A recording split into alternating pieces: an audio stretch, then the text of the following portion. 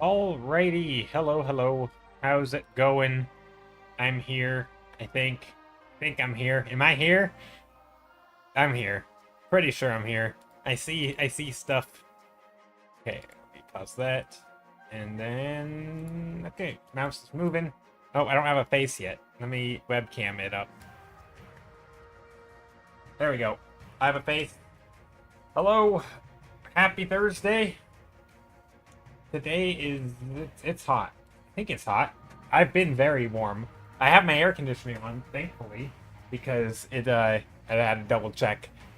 I am wearing a long sleeve shirt, but that's just because when I'm wearing a short sleeve shirt, it's like because my AC is directly on me, it gets too cold. But then if I turn it off, I'm too hot immediately because it's not on, and so I need the air conditioning on to stay comfortable. But having it blow directly on me makes it cold, and so it's like this awkward. Yeah, I don't know. It's kind of awkward, but anyway. All right. This is what we did last stream. I liked last stream's paintings. They were fun. The actual painting we did is not my favorite, but it was very bright. We did a lot of very bright colored stuff, which I might do that again today. Um, I'm curious how. One thing I haven't done a lot of that I might try today is painting non-bright scenes.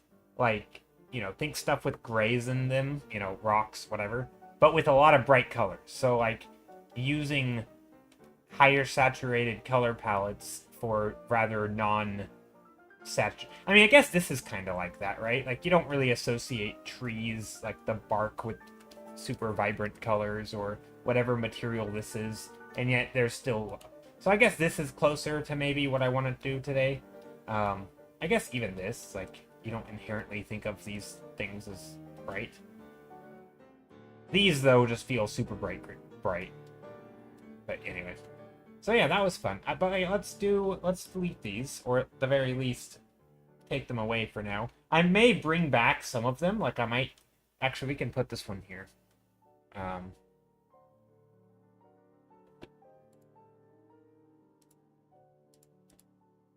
We can put this one.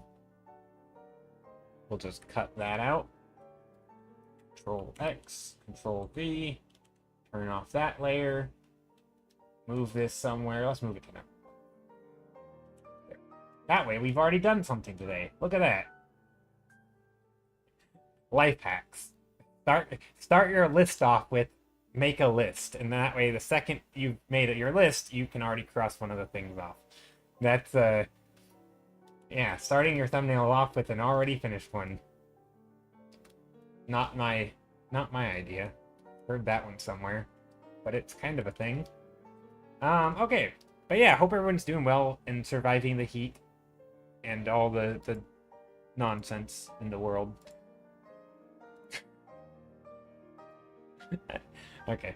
I'm just gonna jump in until people start chatting. I'm just gonna start narrating and rambling about what I'm doing. I think, well, I did say maybe non-bright scenes that are normally bright or not bright, but I'm gonna make them bright. I don't know. Maybe I'll start with like just something sunny, some yellows, some oranges.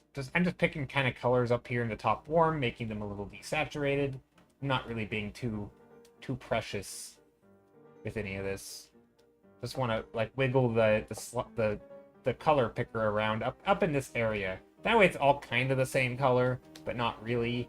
Maybe we get some gradients that go into like, more reds. And maybe this one, will go as I get down further into the cooler colors.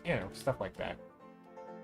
I feel like that could make for a nice color palette. And then down here, I'm going to kind of go the opposite. I'm going to take these very desaturated blues and then maybe bridge over into very saturated blues or purples or something.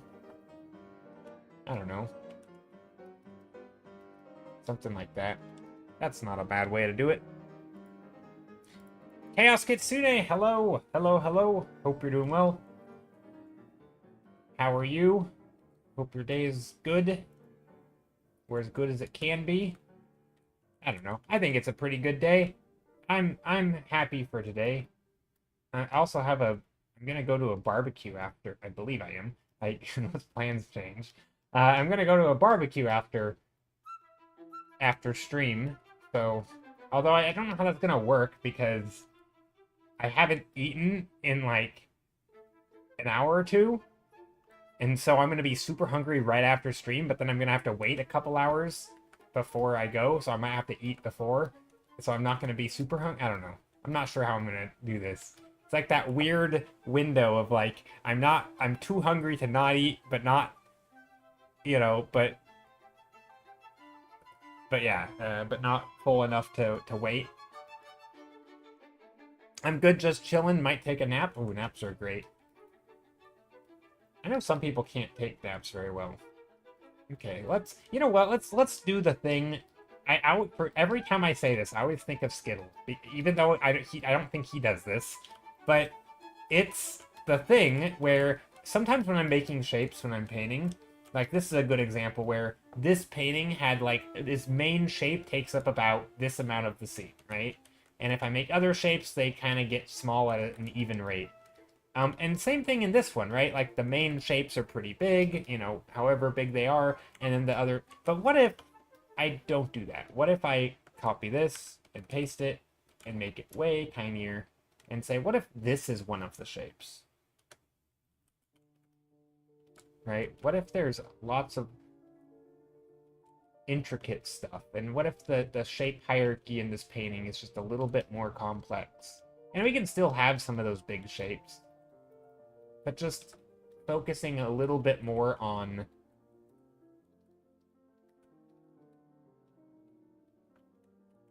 small shapes, maybe more on lines that, you know, leading lines and leading your eye into the scene, that kind of thing. So I want to play, I guess some of my goals today are keep it vibrant, although I may not start vibrant, I might bring that in later. And also have, I don't know, more complex scenes, or maybe not complex, more like variety of shapes.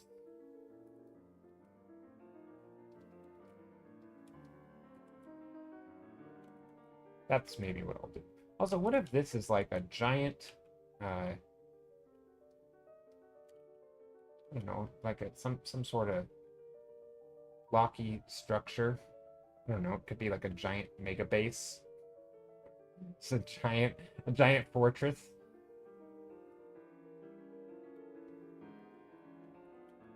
But yeah, naps are good, Chaos Kitsune. Unless they ruin your schedule. I actually take like strategic naps, so because I have a wacky sleep schedule, and so my naps are like to shift. Here, I'll draw it out because I oftentimes I work at night sometimes, but not every time. So if I have like, you know, Monday, Tuesday, Wednesday, Thursday, Friday, Saturday, Sunday, right? The days of the week. If one of the time let's say, I don't know how I'm gonna do this. This will be like AM and this will be PM, right? Just so if I'm flip-flopping, right? Like going, what's a good way to show this? I don't know how to write this out. But basically if I'm working from like the PM one day, you know, let's say I'm working at 10 PM this day, 10 PM here, and then I work to like, let's say 6 AM, right? And then let's say the next time I work, so 10 PM would be at the end of one day, and then, you know, the start of the next, kinda. I'm not sure I'm not sure what this graph is showing. Anyway, I just really want to make a graph, but I failed. But then, let's say the next time I work, let's say that I have all of that day off, but I don't go back to, you know, I don't have to work or anything until, let's say, I don't know, the next day at, like, stream time, so 11 a.m., right? I have, like, a weird day and a half between here, so I always then just take a super long nap after I get off work, but, like, for 4 hours. That way I can stay up till, like, midnight the night before, and then I can sleep normal. So it's sort of like I do, like, a weird 4-hour sleep to push my day, so I'm not just doing it to, like, take a nap because I'm tired, but I'm more doing it to shift my sleep schedule, you know, forward 6 hours or something. And I find it's not a bad strategy. It's probably not healthy in the least, but I do that because, yeah, I don't really know of a better way. My schedule sucks.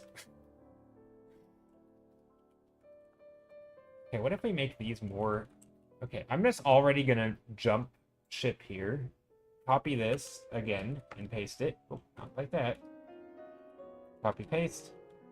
And I'm just going to move this over. I'm just going to keep doing iterations. Your sleep schedule is usually random.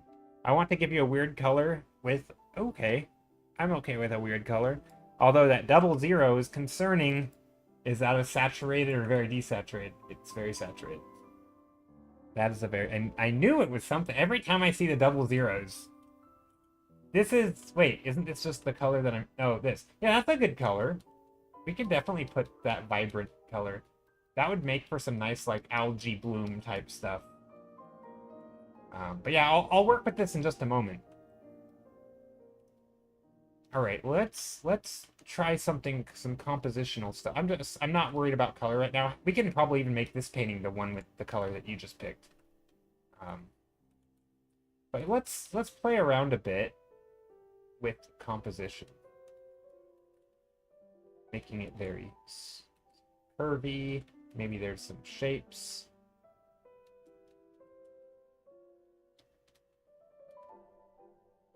Yeah, no rush. Yeah, I'll just put it off to the side for later. Hopefully I'll remember. I'll do like I'll write it. I'll write redeem. That way I don't just like paint over it and forget what it was. Oh, wow, there's a bot we can ban. Fantastic.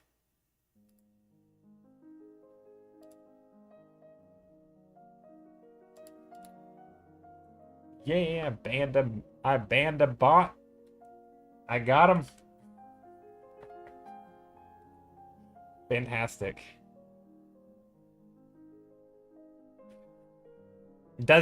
When I ban the bot, does it remove it from my overlay? How does that work? It doesn't look like it appeared. Maybe it deleted it?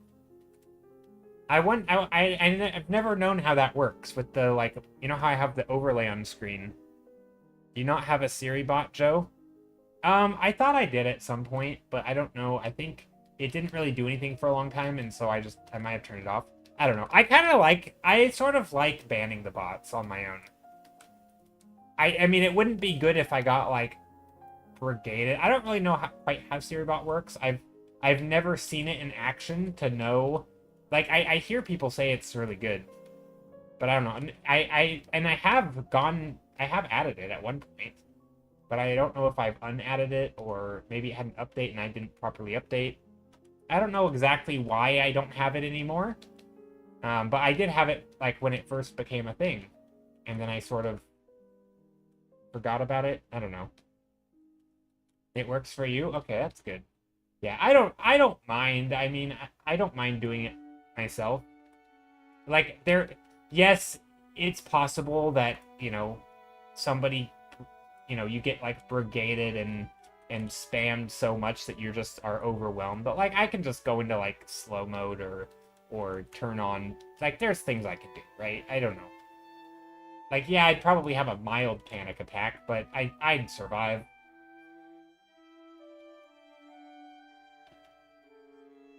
It blocks and deletes spam. Yeah. How does it... I mean, I assume it can tell between a raid call that's spammy. Fair the status... Yeah, I kind of like banning bots. I mean, it's... like, I feel like I handle... I don't know, maybe because I've just been online for so long, like, I feel like I've seen the worst of the worst things that people can say and do, and, like, I don't know, I'm... Like, I don't think it's, like, the bot isn't necessarily there to protect me, it's more there it would be there to make it easier on me, and I get that, and I think it's nice, and I think if I had a bigger channel, it would be more important, but I do kind of like banning the bots myself. You know? There's something about that just, I don't know, it feels good. It feels good. The worst things, the hardest thing to do, which I wish a bot, this is what I wish a bot could do for me, is make the choices of like the borderline cases that, like, not bots, but like people who maybe are like overly rude or overly just obnoxious, but not really breaking any rules. And it's like maybe they've been here for a while and they've been here for the first stream maybe they weren't bad, but then the second stream they got a little worse, and by the fifth stream it's like, oh wow, this person's making my community sucky. Those are the ones that's hard. Those are the people like I don't know what to do, because like, they're clearly making chat worse, but also, do you ban like a regular? And like, I don't know, it's tough. It's always a tough call, because it's like this, from one day to the next, like each day they're not bad, but they're such incrementally getting worse that it's like, at some point you just have to bring the hammer down. And that's what I wish a bot could do, is like, go through all their chat histories and all other channels and see if they are constantly being like this to other people as well, and if they are, then just get rid of them, like, and if not, then I'll give them the, the friendly, like, hey, please don't do this, please change. I don't know. But how am I today? Budgie Rampage, I am doing very well today. Having a good day, rambling, painting. Hopefully gonna paint some stuff that is interesting to me. I'm not really sure what it's gonna be yet, though. Making some shapes, colors, maybe some brighter colors, because I said I was gonna do that and I didn't. Maybe I do a loop-de-loop, in the.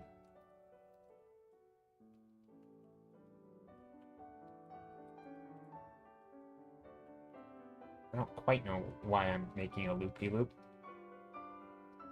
It reminds me of like those Sonic the Hedgehog fan arts for one of the Sonic the Hedgehog games, which I don't know. I kinda like Sonic the Hedgehog. I never really got into it, but the idea was neat, kinda.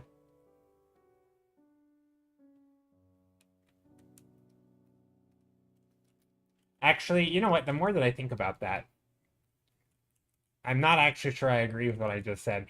I think the best part about Sonic the Hedgehog was just that he could run fast. And, like, the Flash can do that as well. And arguably that's cooler to me, because it's just like, he feels like an open world. It's not on tracks, the weird collecting coins. I didn't really get it. Like, I don't really understand Sonic the Hedgehog. I think some of the stuff is cool, but some of it just I don't understand, and it's kind of weird.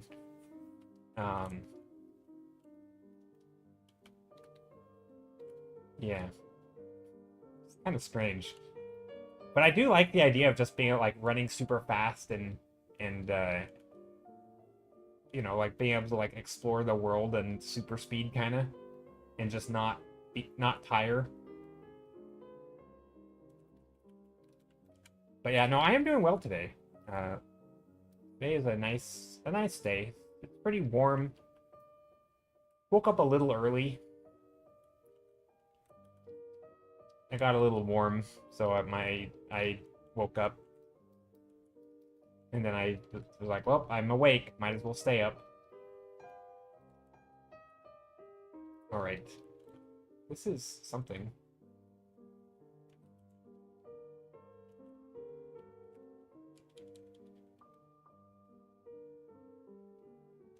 Do I like it though? Is it something that it's something, but is it something that I like? Not really. Yeah,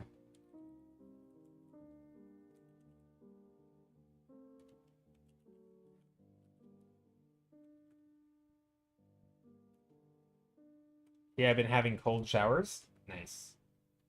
What if we do this, like a rolling door thing that's like in the middle of this? And obviously this is very soft, so, it's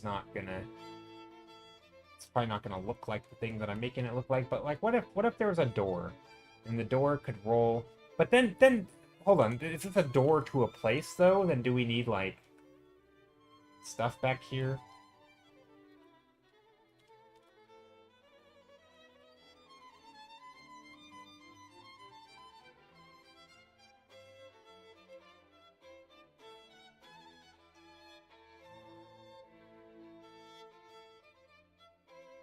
That's looking... Oh, that's looking like an eye. I don't want that. I don't want it to look like an eye. As I'm making it look like an eye. Could be like an eyeball door. That's kind of weird.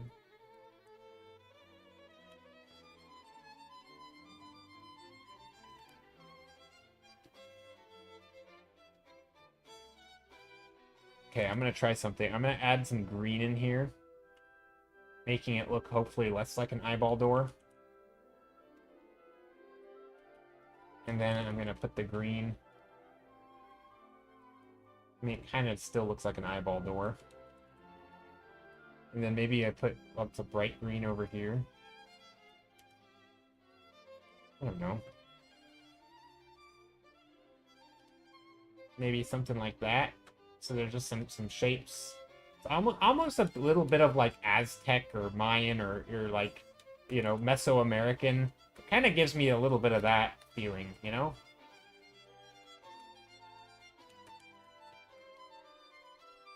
I think it's the color palette, the reds and the greens, which is always something that I've enjoyed. I've always liked that color palette.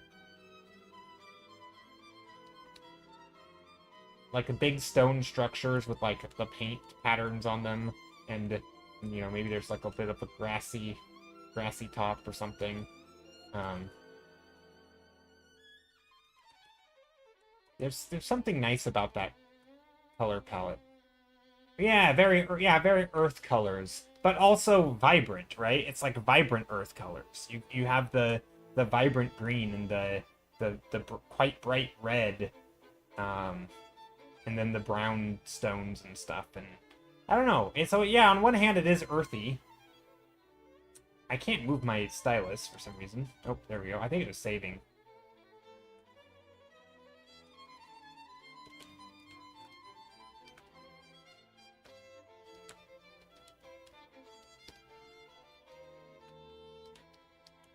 Yeah, that's kind of fun. A lot of these paintings are like the same. One is like a weird portal, arch portal. The other is like a...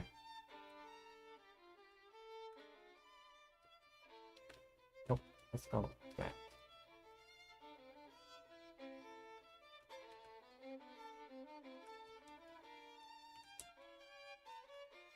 And then maybe on here we have like some pattern.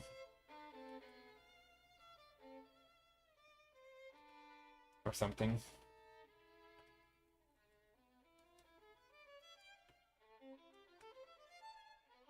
Again, I don't need to go detailed here, but this is just me trying to...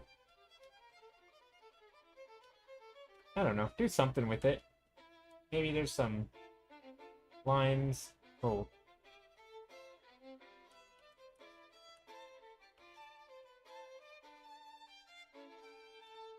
And then maybe there's something here.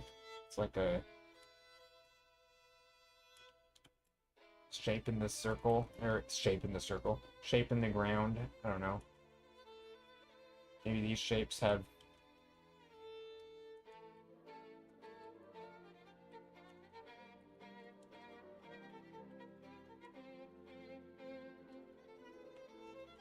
I don't know. Just something. Just kind of putting blobs in there.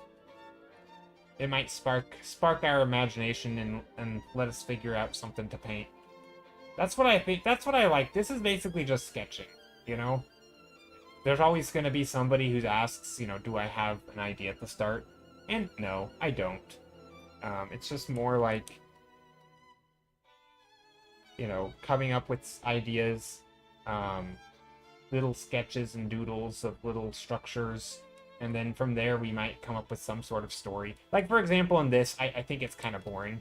I think just having some light in here would be nice. So, like, for example, what if I do that? What if I just take this? And this might not look great, but I'm going to make a new layer. I'm going to do a multiply layer. I'm going to bring in probably just like a dark gray blue, maybe? Like a very gray blue. Nothing super crazy. And then I'm thinking, like, okay, well, what if we have some crazy light on this? But not, like, it'll be all, like, on the front or something, right? And then maybe we'll catch some light here. But maybe some light will be here. I'm trying to think about how the light would catch on this.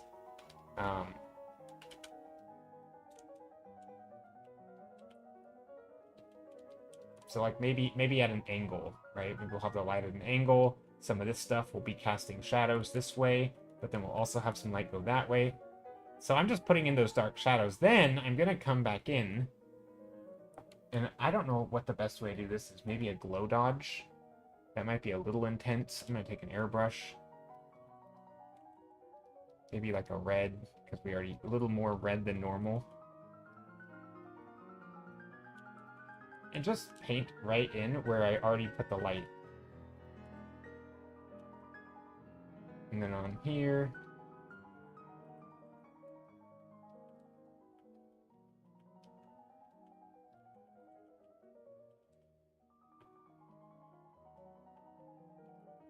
It might not look good, but I think it should.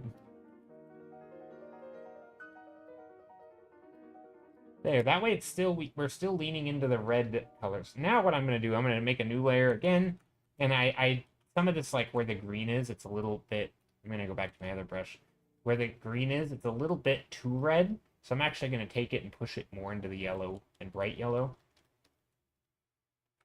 That way we're not putting tons of red there. Because this is supposed to look kind of green, you know?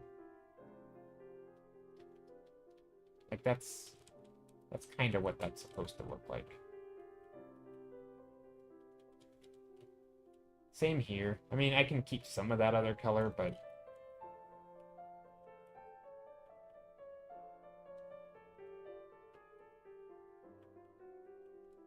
a little bit of light over there.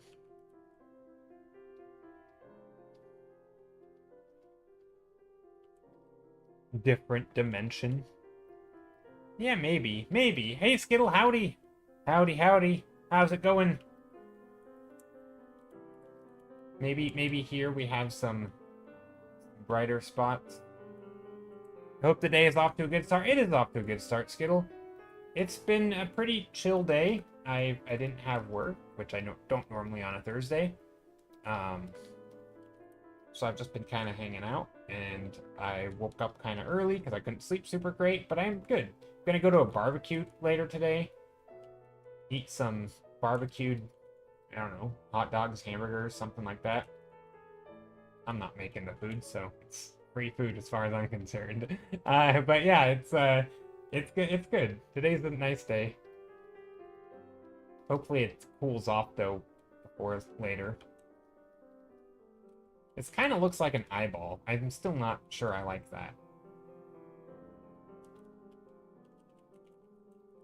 Maybe back here we put some shapes that just make it a little more clear it's not an eyeball.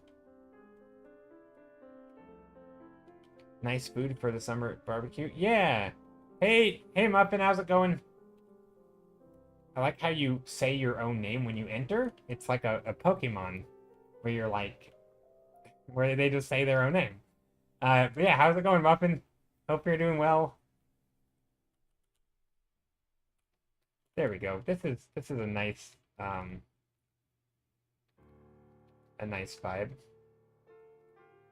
Maybe we do some more shapes over here too.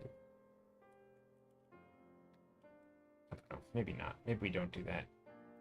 Oh, nice. How Muffins good? How's Joe? I am doing good. Today's a nice day. It's pretty chill.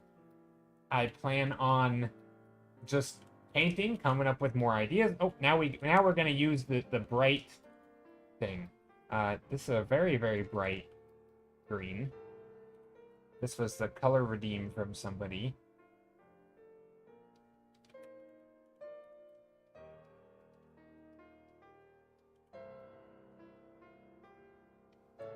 I don't quite know what I want to do with it. I mean, on one hand, I could definitely go like water mood, right? Like a pool of water and maybe there's like maybe we do some waterfall stuff. It could be underwater. I don't know. I don't know if I want to do underwater. I mean, we could do underwater. I don't really like painting underwater stuff. I don't mind painting things near water. or on the water. Maybe I do some waterfall stuff here. I don't know. We'll see. Gotta think about it.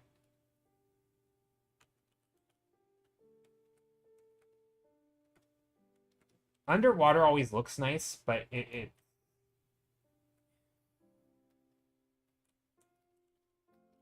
I feel like the lighting scenarios underwater are just not as exciting for me.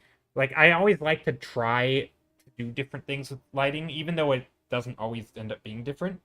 Um, like to you guys it might look the same, but to me it feels like a different way of approaching lighting, where I can carve out the shapes a little more. Water is kind of like making everything.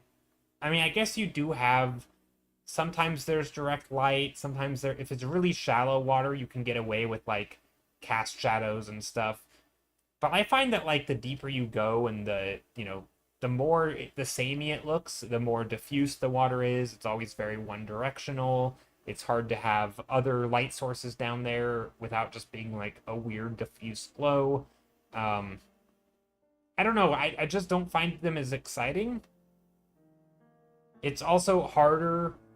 It's quite hard to, and being hard isn't a reason not to do it, but it's also quite hard to play with colors without making it feel like it's tropical or something. Like if you're down far enough, it's hard to use natural light for any of the colors. So unless you're doing all artificial lighting, and it's almost like cyberpunk, right? Like if you want to paint cyberpunk, you're basically cornered into a certain look because there's sort of like, oh, it needs neon lights, you know? Yes, you can do different things with neon lights, but it's always going to kind of have a look, right? Probably very dark, the glowy, saturated colors, that kind of thing, right?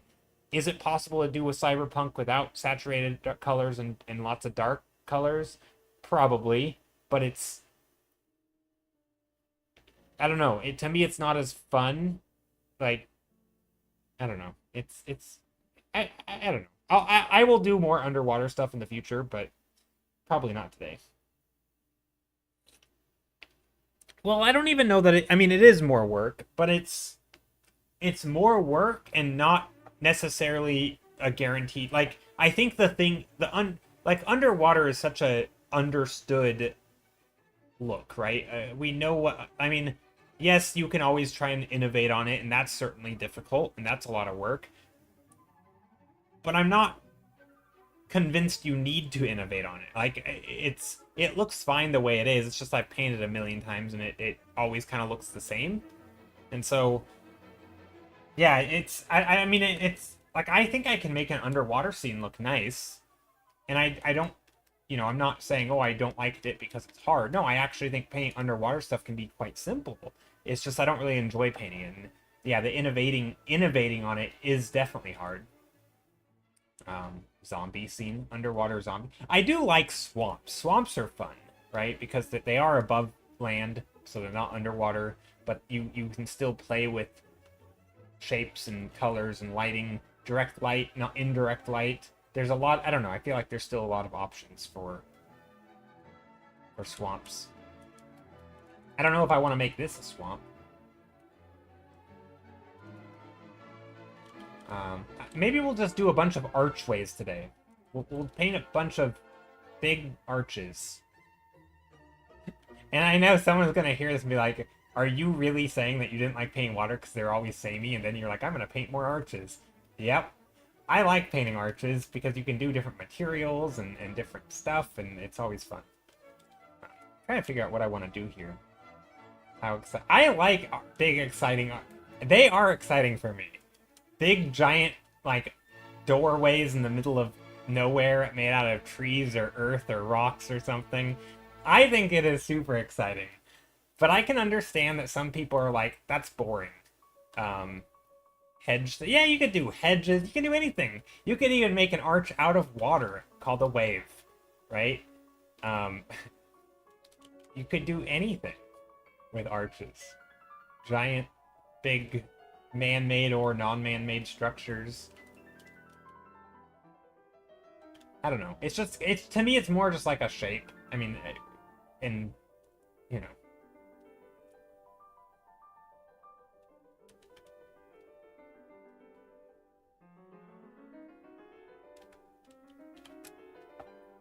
Let's go like this. Since this is going to have water in it, we're going to make this very water-archy. Although this isn't going to be the water, but I mean, maybe it will. Probably not, actually. I'll probably go with something like that.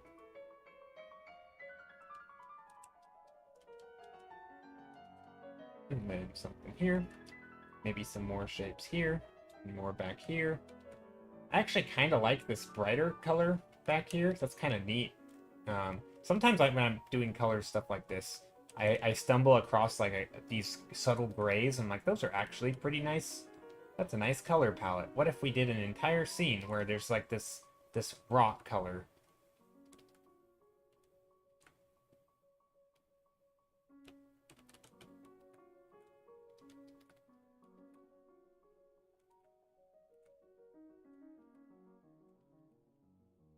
Some rocks over here. Over here.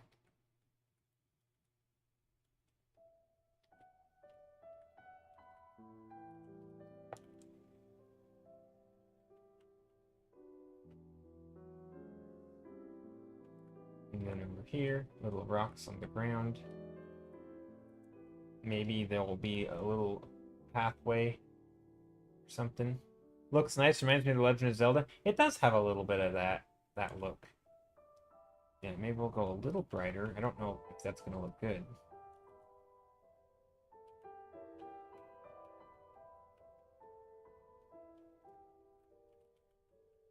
Yeah, it definitely has a little bit of that color palette, and I think that's fun. Yeah, this one, I mean, I'm not sure if the values are quite there yet. They're a little bright, and there's not, I mean, it's fine to have bright, but it's also nice to have a little bit of darker, you know, colors somewhere in the scene. So maybe in the occluded areas in the foreground, maybe I'll put some in there. Yeah, there's some stones or something.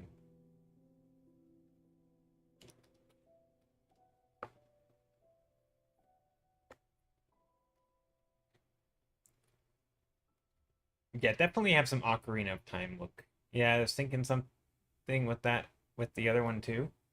Oh, with the brighter color.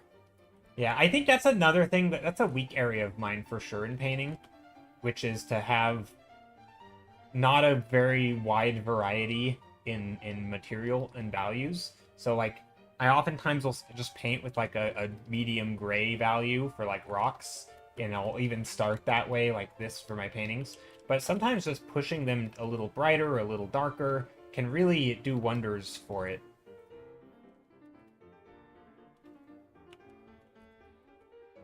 Now, do I want to go darker with the blue? That's probably not.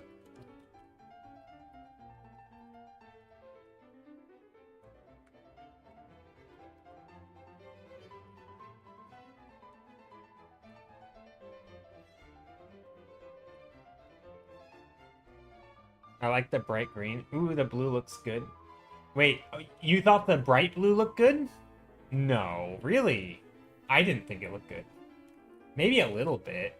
You think the blue looks good? I mean, maybe a little bit. Like that or something. But not a lot. I don't know. Maybe a little bit. We gotta be careful with that, I think. I like it blended in. Okay. Yeah, just a bit. Yeah, we gotta be careful. Because I think that overall brightness that we have is quite nice. But yeah, how is everyone today? What's everyone up to? Does anyone have any exciting weekend plans? Or just not exciting weekend plans, but still weekend plans? Plans don't need to be exciting to be plans and to be noteworthy. I feel like that question in itself is a bit loaded and probably annoying to answer. I don't like answering that question, because I never feel like I have exciting plans.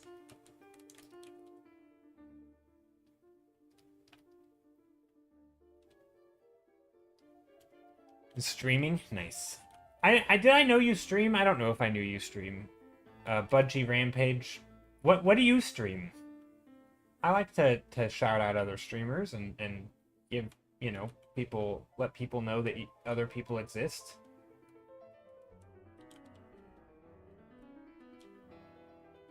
Ooh, what if we did like a little, I kind of like this, having like a little under ledge thing. Games? Nice. What kind of games, what games do you play on stream? With your bird. Ooh. That sounds fun and cute.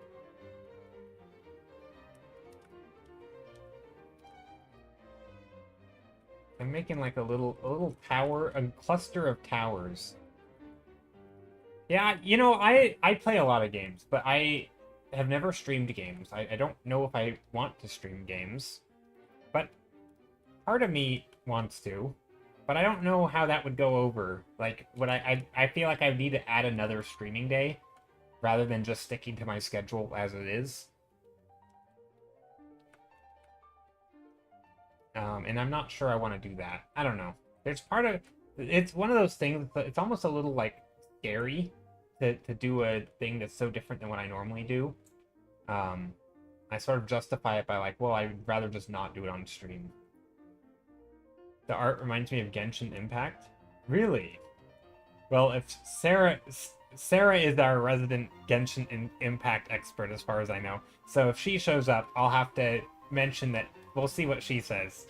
I'll take your word for it, though. I don't know much about it.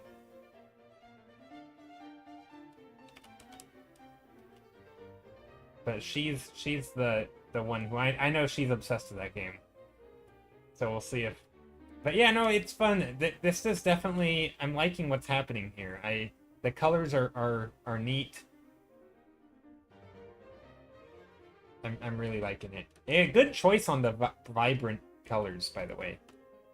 Haven't painted in a long time. It's nice checking out other streamers' talent.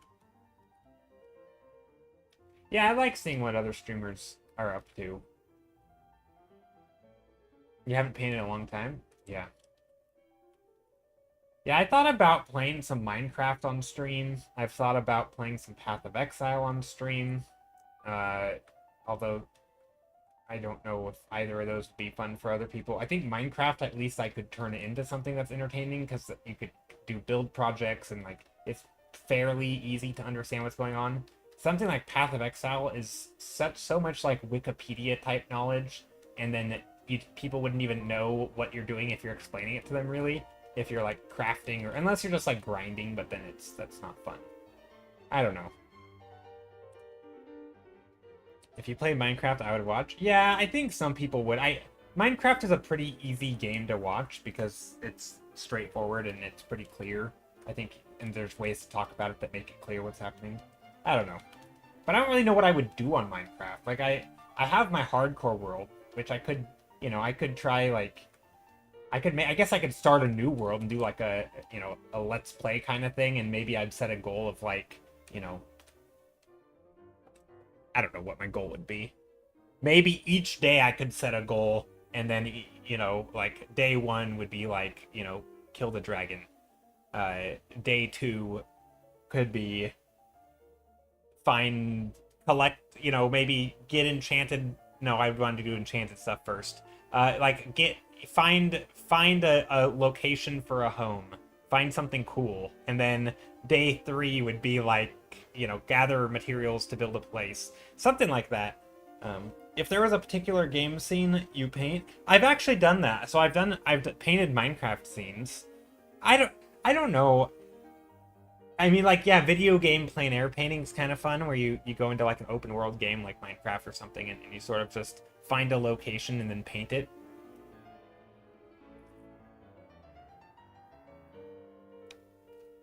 Helldivers 2. Never played Helldivers. 1 or 2. I'm not sure I'm interested in playing it. Doesn't look like a game for me. Oh yeah, we were. Oh no, we aren't, but we could. Yeah, I forgot about that actually. Yeah, the gray box painting. That's a thing I'd like to do at some point. So basically, the idea is to take like a gray box model, so like just a gray model from like a 3D model. You know, it might look something, I could draw something very quickly to give you an idea of what it would look like.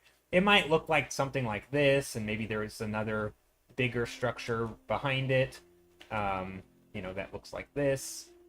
And then maybe there's some, you know, small shapes. And then maybe there's like a random shape here. I don't know. It is like just something, right? It may be like this.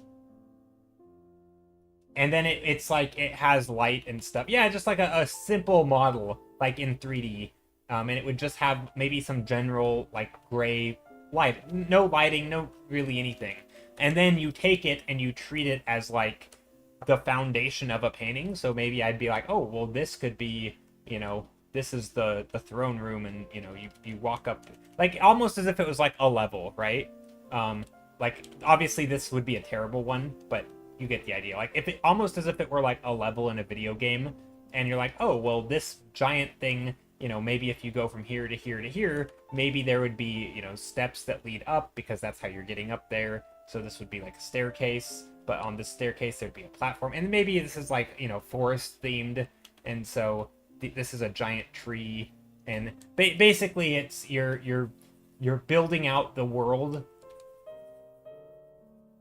using like a 3D model as like a base, and you could do different themes. So like if and the idea that I'm thinking with that would be that if we had a standard model here, I could give the screenshots out to everybody, and everybody could do their own paint over of it. So we all start with this generic gray scene, and you can then sort of paint right over the top, or you know, whatever, you sketch from, you know, do like a study of it, but or just paint right over and turn it into something that has sort of the same topography. So I think that could be fun. Yeah, a little community thing. Porcupine, hello! You said that makes me think you could also do group Minecraft plein air sessions where you all go into the same place and pick a different spot and draw it. Yeah, so we have done that before, where, well, it wasn't all going to the same place, because then that would mean somebody needs to spin up a server and all that, and that's kind of a pain in the butt, because Minecraft doesn't make it that easy without paying, or you having be able to host your own server. But anyway, I'm not sure I would want that if everybody in the same place. That's going to get a little chaotic. But I have done it where I go in, I find a place, I take screenshots and then share the screenshots in Discord, and people can paint from them. So we've done that, but having everybody actually you know, get into Minecraft in the same server, that's a little bit much, I think, for this. It doesn't, I'm not sure I don't know. It could be cool, where like if we had something in Minecraft, like some sort of, you know, like a world tour type thing, where like, you know, a world that somebody already has, we could all go in and find something cool to paint. So there's sort of like a, you know, you can walk around an area and be like, here's the area, here's the thing we're gonna paint, but you can pick the angle, or like you know, how far in you are. Like that would be kind of neat, but I don't know exactly how to organize that. Sounds like a lot of work. But like real life, but digital. Yeah, I mean, I think that planning stage is definitely fun, right? It's sort of the figure out what you're gonna paint, from what angle, how zoomed in are you. Basically, you're the camera, right? You're saying, what am I gonna paint? And I like that. I do.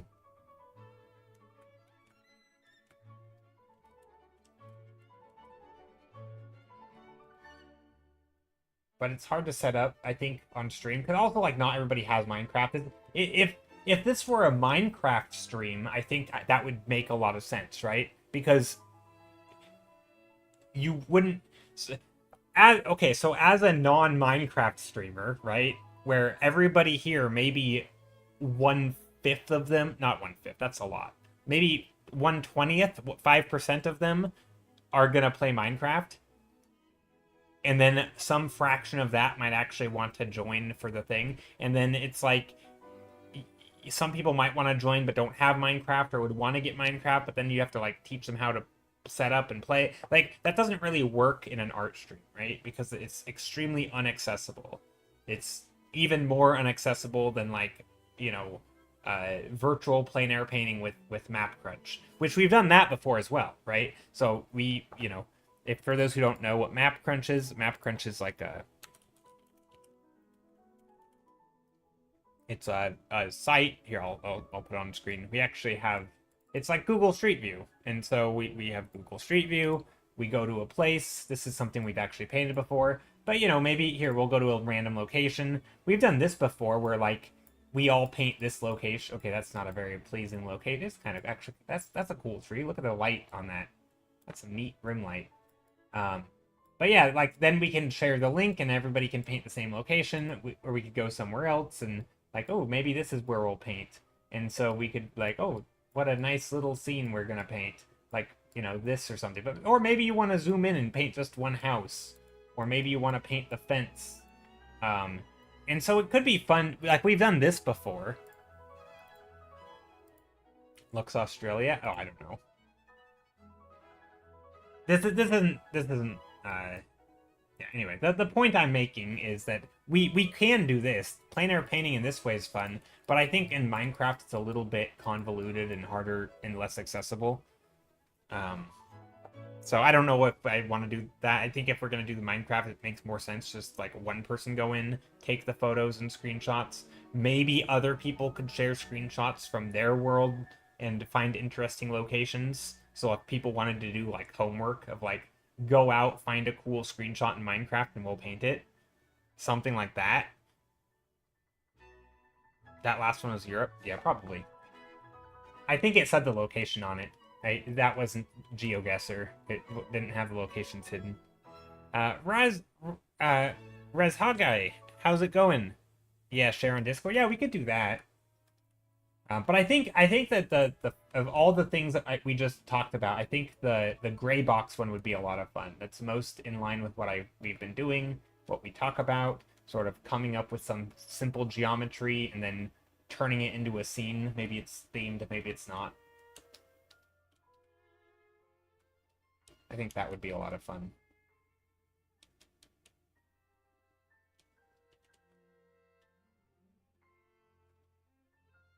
Trying to make this look like it's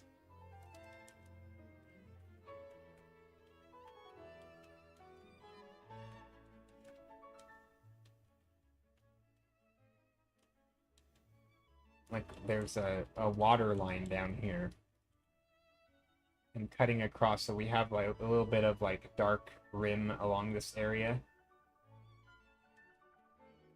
That'd be kind of neat. You gotta go. It's 3 a.m. All right, take care. You have some nice locations on what? On Google Maps or on in Minecraft? But yeah, we could definitely do another Minecraft plein air painting at some point. But yeah, I think it'd be better if we shared the screenshots rather than all go in the same server. Because that would be...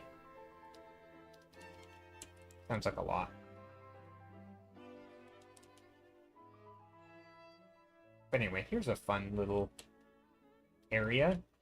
I like this thing. Kind of nice. Maybe put some further back ones with some atmospheric perspective. With that, you know, getting less saturated or more bluish as we go back.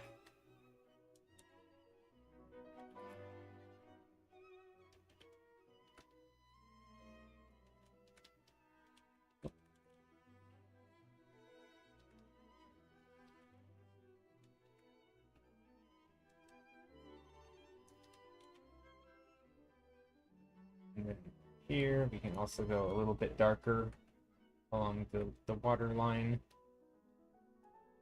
There, I like that. And then maybe some shadows down here.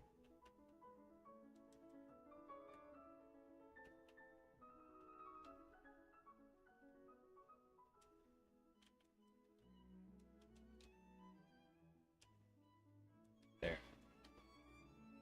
I also really like the street view idea. Yeah, the street view idea is fun. That one's definitely more accessible in terms of like the participation type thing. And again, we have done that one before.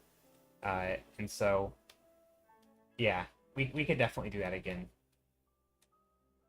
I don't know. Maybe we do that next week. The plein air one, because the gray box painting is an idea that I would like to do, but it takes a little bit more work because I actually have to get the models. So either I have to make them or, and I don't know if I want to make them because part of the challenge is to like have these, level. I'm using air quotes here, but level designs that are just very basic, geometric forms that aren't, there's no theme, there's no shape design, there's nothing. It's just like, here's a cylinder, here's a box, here's a couple little things, the other boxes, here's a wall, maybe, for like, an arena or something, some area that's confined, or maybe not.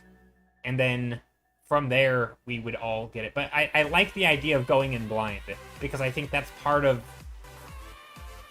the fun of that, is like, someone gives this thing to you and you have to figure out what to do with it. Flothar, how's it going? Welcome, Raiders. Welcome, welcome. Flothar, what were you up to today? You know the drill. Art tax if you were doing art. If not, what were you doing? And yeah, hope you're doing well. But yeah, I think the gray box paint would be fun. I want to find somebody who would be either could do it for me, or maybe I'll have to search around for like pre-made, random gray box model type things that we could just pick from. Because I like the idea of not having a preconceived idea of what it is, but at the same time having some layout that kind of makes sense in some world, right? I think if you just put random blocks places, it's not as exciting to play with. Whereas if it feels like it could be a space of some sort, you figuring out how to make it into like themed, and like what's the theme, and how are you gonna build it up or whatever. So I think that would be more.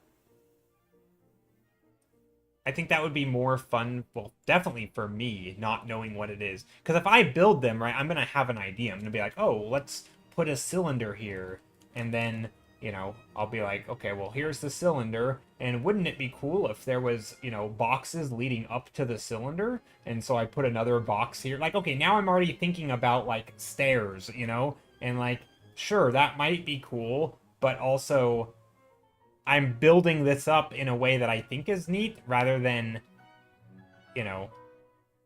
like, yeah, we could do something like that, and then everybody could, maybe there's another cylinder back here. No, maybe there's one up here. Like, sure, we could do something like that.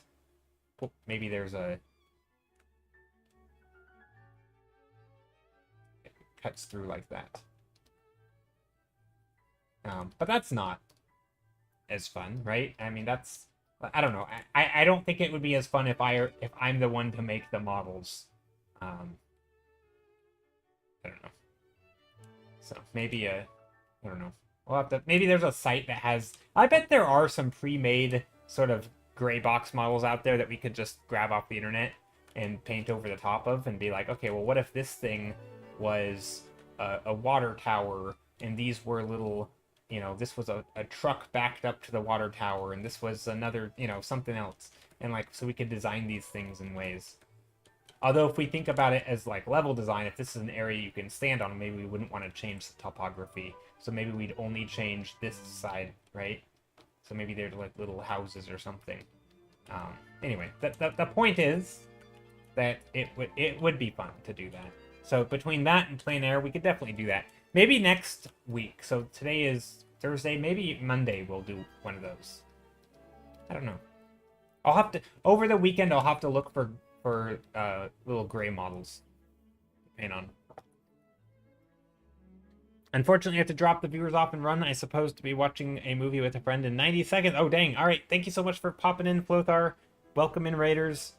And yeah, I hope everybody had a good stream at Flothar. If anybody is still here from the raid and would like to clue me into what Flothar was doing, let me know what Flothar was doing.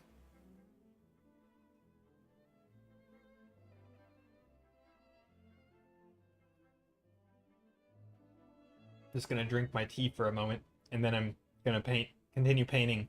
So what we've been doing here, let me just zoom in. But I guess an introduction to myself for anybody who's maybe new here. I tend to paint a lot of fantasy landscapes, A lot of thumbnailing today. You guys might already know that. And then from the thumbnails, so what we normally do is we start with a bunch of thumbnails. So this one is actually, you can see it here today. Whoops. You can see it here. We did not paint this one today, but we did paint these other three. And so we typically will paint a bunch of thumbnails, we'll pick one that we thought was cool, and then we'll work on it till the end of stream. Sometimes I like the results, sometimes I don't. This one I kind of didn't, but that's okay. So yeah, I do a lot of that. A lot of idea sketching and that sort of stuff. Whoa, what did I just do? I'll show another one. Maybe one that we liked a little bit more. This one was fun. So here we did 4 sketches. We ended up picking this one, which is funny, because this one I thought was way better. But anyway, we picked this one. And then I didn't know... So of all these, I thought it was pretty clear what each of them were. Like, this was obviously like a wintry scene on a mountain, you know, with some houses with red roofs. This seemed like a forest, maybe a little tent or something. This was obviously, you know, like floating island, rocky island outcroppy thingy. I don't know what you call it, with houses on it. Green grass. But this one, I didn't really know. It kind of looked like a jungle, and then this path kind of looked like ice. So I turned it into an icy jungle, which completely changed the vibe of the painting. But that's kind of what I like to do, is start with a bunch of sketches and just kind of go from there. And, you know, wherever we end up is where we end up. So yeah. And that's kind of what we're doing today. We're doing some more sketches. Gonna pick a painting. We'll vote on it as a community in about an hour, and then we'll work on it for another couple hours. So like in total, these paintings, because sometimes people will ask, and I think it's nice to just put it on the record. In total, if you account for, let's say, 15 to 20 minutes, maybe 30 minutes at most per thumbnail, and then another hour and a half to 2 hours of refinement. Each painting takes about 2 to 2.5 hours for, like, this. I mean, again, these are very loose. They're still sketches, basically. But that's about how long I spent on any given painting. Although you could argue that the lead into this is part of the process of getting there, because we go through some bad ideas. And so, you know, like, start to finish, like, this painting, sure, maybe only took a few hours, but, like, I also went through ideas that I didn't like before I got here. And then from here, it developed more into this. So it's kind of a weird thing to put a number to it, because it's not as easy as just, like, oh, this thumbnail only took 15 minutes, and going from here to here only took an hour and a half. Therefore, it's an hour and 45 minutes total. Well, not really, because we went through all these and, like, talked through ideas, and maybe those ideas that we talked through got us to this one, right? So it's kind of a tricky... It's kind of tricky to put a time when you're... Yeah, like, how would you guys say that? Like, if, let's say your process was, you know, draw 15 sketches, pick your favorite, and then work on that next sketch for an hour, right? Or another 2 hours. In total, on any one sketch, you might only work for, you know, a total of the hour plus the 5 minutes it took you to sketch it. But would you really say that it only took you an hour and 5 minutes? Because you still did 10 other sketches that you're not accounting for that probably got you to a sketch that you liked in the first place. So, like, do you add the whole time, or do you just say... Because, like, it feels weird to be like, I painted this in 4 hours, when 2 of those hours I wasn't even working on this painting. So, like, I never know what to say. It's just kind of a weird, like, I don't know. Keeping track of time for, like, creative time is really weird. Because, or, like, what if you spend time thinking about it, you know? Like, this is one of the struggles I do with commissions. A lot of time there's time spent thinking about it, which is why I don't charge by the hour, because that would be ridiculous. I feel like, for most creative projects, where, like, it's problem solving. You're like, oh, I don't know what to do. What are my options? And so you just kind of think about it. and you might go to sleep and wake up and be like, oh, I have a good idea today. Let's do, it's like, when were you working on it, like you can't, yeah, so it's just tricky. I find it's not easy to say how long it took to do a painting. Like, it sounds like it should be an easy thing. Like, you open up Photoshop or paint, or, stylus on the canvas. If your arm is moving and you're looking at Photoshop or Clip Studio Paint or whatever, then the time is racking up. But, like, that's not the whole picture. Avery Moss says, me spending the past 2 days studying reference instead of actually drawing. Or yeah, but like, what if you had a big project for like, painting a knight on a horse, but you're like, oh my gosh, I don't know how to paint horses. So you spend a week doing horse studies before you actually get to the thing. Do you count that in the project? And I think the easy answer is yes, you do count that, because if you were doing like a commission, you would have to factor in the fact that you're not great at drawing horses when you take the commission, and so you'd have to like, yeah, well, I'm gonna have to go shoot some references or find references or study or something. And so it's tricky. I think sometimes it feels like it should be an easy thing to just say how long you spent on a painting, but it's not. It really is not easy.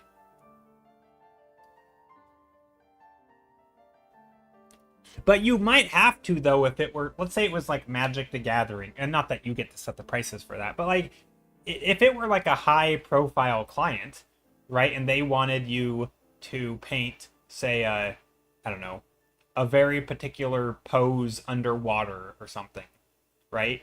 And you're like, okay, well, this is not something that I just have reference on hand. So like, okay, I'm going to have to go find a pool, bring a friend along, I'll do the pose underwater, they'll snap the photo, and then I'll be the reference. Like, if you know that you can't deliver without going through these steps of getting your own reference, then you have to, like, factor in, like, that's part of the process, right? It's not, like, sometimes doing the studies and doing the prep work and the research, that is the process, right? If you have to spend 5 hours hunting down references for things, that's part of the process.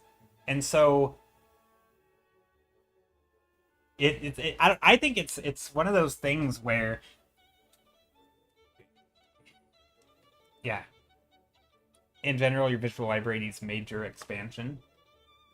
Mine too. I mean, always, right? That's one of the things that makes art like a lifelong learning thing, is that every painting you do, your visual library improves. Every book you read, your visual library improves. Every little random little fact that you learn about something improves your visual library to some degree.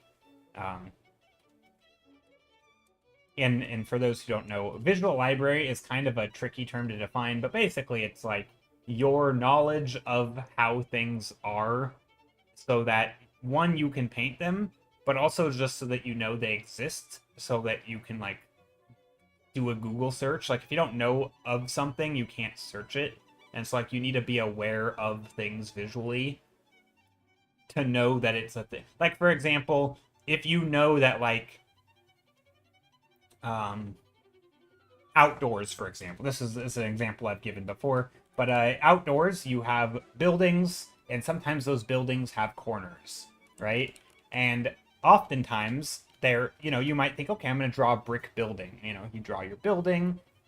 So visual library might tell you, one of the things you might know about the outdoor world is that there's garbage, there's leaves, there's dirt, there's wind, and one of those things, they get piled up in the corner. Now, not always do you just have a big pile of crap in every corner of the building, but knowing that debris can get stuck in the building's corners lets you say, oh, well, let's look for, like autumn buildings or buildings in the fall, and it helps you narrow down what are you gonna find to, like, look for things like that. Or maybe the weathering pattern down here is very, worn down because you have all this, like, decaying stuff, and so maybe all the corners of your buildings have, like, this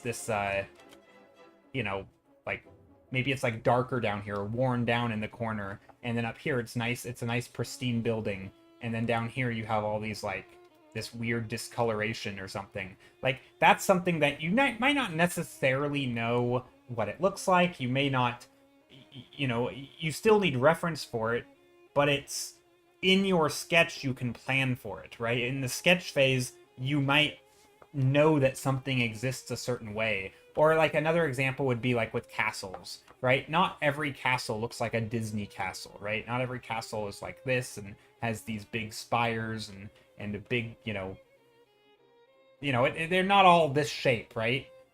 Most castles aren't, in fact. And so if you look at real castles, they might look like this, right? They might have things like this. Some are going to go like this and be very long, and like a visual library is just understanding enough about the world to know that like you can get away with painting a castle that looks like this if you want, or like both of those are options, and maybe there's a million other options that I don't know because I just am not that familiar with what's out there. And obviously these are very rough shapes, but you get the idea. Or also like this is just ridiculous, right? That shape is terrible. So I think I think visual library is a kind of a tricky term because I think it's also just like knowing things about the world. You know, maybe there's certain processes that happen with weathering conditions, or maybe it's certain plant life that grows in certain climates. So if you're painting a cold scene, you know certain types of plants you could include. That, like, again, you may not be perfect at drawing those plants, but you know enough to know how to Google it, right? You like, oh, there's this very particular type of plant that does a thing that maybe it's gonna, as it wilts, it releases an acid, and that acid thing bores little holes in the ground, and so you get these like this area with all these little holes. Like, again, you may not know what the plant is called, you might not know everything about it, but you know enough to know it exists, which I just made that up. I don't know if that plant exists, probably doesn't, but it allows you to know enough to go and Google it, right? That's kind of, to me, that's what visual library is.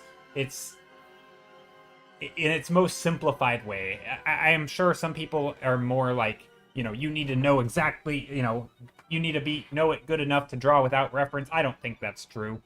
I just think you need to understand enough about the world, how things are, different concepts and different ways. I mean, like, or if you're drawing trees, knowing enough that different trees have lots of different shapes, and you may not know all of them, but you can, you're aware that some trees are, more like a columnar trees. Other trees are very pointy.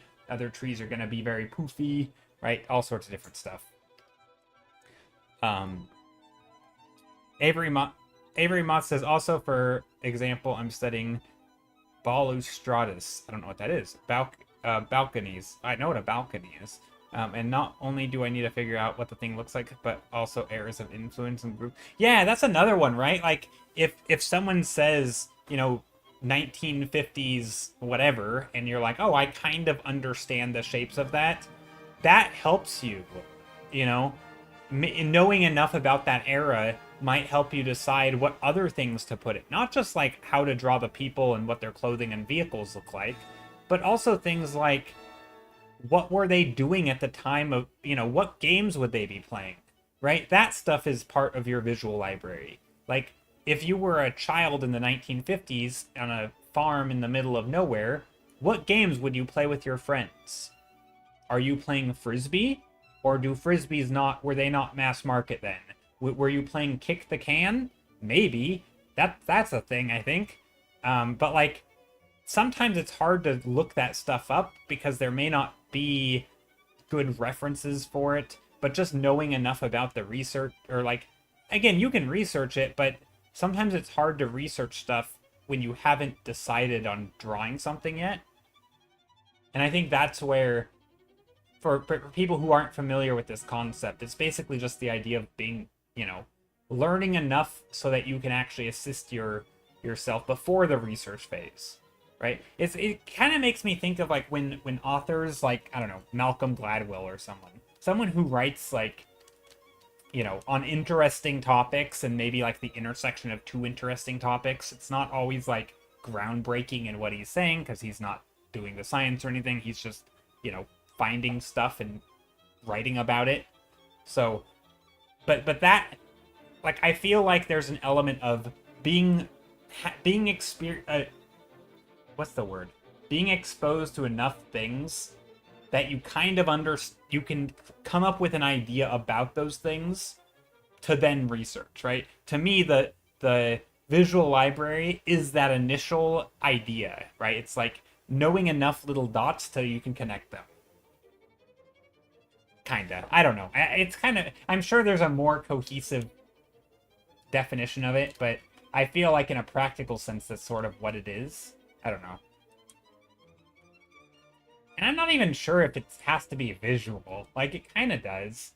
But, like, you can build your visual library by reading, right? Because you're hearing people describe things or situations in a way that maybe you haven't described them before or seen them described.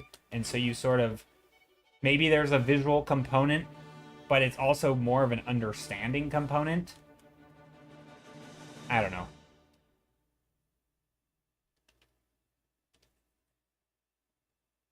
At least I think you can build a visual library by reading. And of course, imagining stuff is, you know, I think functionally the same as seeing.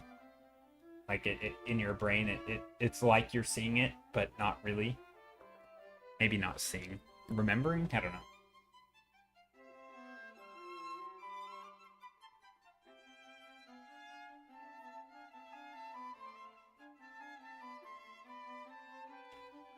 Yeah, I'd like to get better at architecture and like different eras and types of architecture and influences and the why. I think another big thing is the why. So, like, if you know that sloped roofs exist, for example, here's a roof. You might know sloped roofs exist, but if you're painting like a random desert thing and you do a giant sloped roof, that might not make a lot of sense in desert scenes.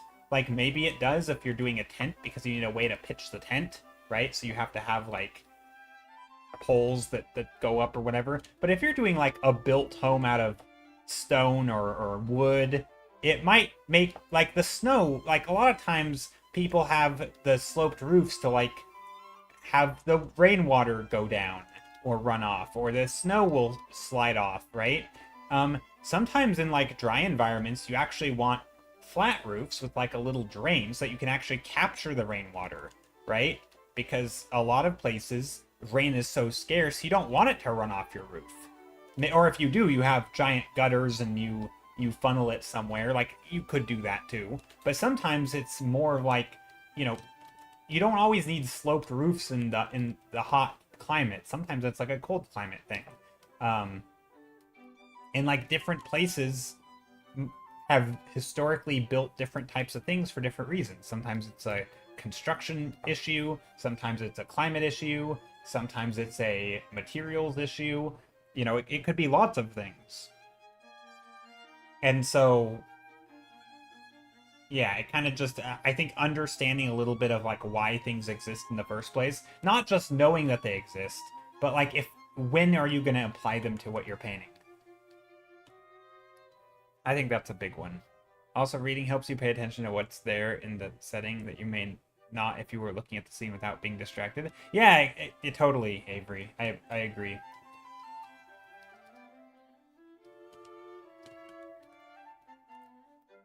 I think that's what reading does that I like so much. That is, I mean, it's not a new. It's not like I'm the one discovering reading for the first time. But I think what's so cool about reading is that it it guides your thinking. It so carefully guides your attention, and so you pay attention to exactly what they want you to, which can change how you think. Like, it really can broaden your horizons. Whereas I feel like just like looking at a scene, you might miss the point. You might just be focused on the pretty details or the stuff that that's familiar, right? It's like I think if we look at like a scene of a bunch of unfamiliar things and then we see one familiar thing, right? You see all this jumble of mess of noise, and then you see one thing that you recognize, you end up focusing on the thing that you recognize, but it's like, wait, this is actually the stuff that maybe we should be focused on, because yes, it's harder for our brain to comprehend, but like doing that little bit of extra effort could actually make us learn more. And so maybe we should focus on the other. But like if I'm walking down the street and I see like there's some stuff that just fades to the background, and I think having authors call that out and point those things out, and you're like, oh, now I'm aware of these things a little bit more. I don't know. I like it. I think reading is very useful. I know, not a hot take at all. Reading is good? What? Who would have thought?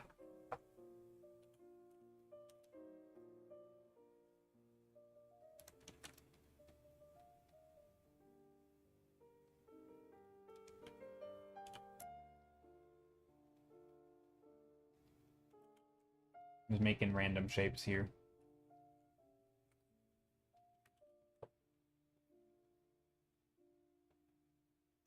But I guess what I'm getting at is like even like so again I know I say this a lot, but like I play a ton of or I play a lot of video games, not like a ton of different ones, but like a lot of the same one. And like I don't keep learning when I'm playing the games. Like my visual library isn't extensive because I've played games all my life. Like most of it's like in real life. You just kind of exist in the game or exist in life and it just kind of passes you by and you aren't paying attention, right? And I think again, what's cool about books is that you don't really have a choice. Like you have to pay attention to the thing that they tell you about because that's all there is at that given time. It's not like you can literally look around. If you look around, it's because they've directed your eye in such a way in the book that in the story you're looking around, right? Like if I were to describe my room to, my apartment to you, I would describe it in a way that hopefully you could imagine it. But you can't imagine the stuff that I don't describe, right? It's like I'm so carefully directing your attention. And so it's just kind of a... I think it's... Yeah, I don't know.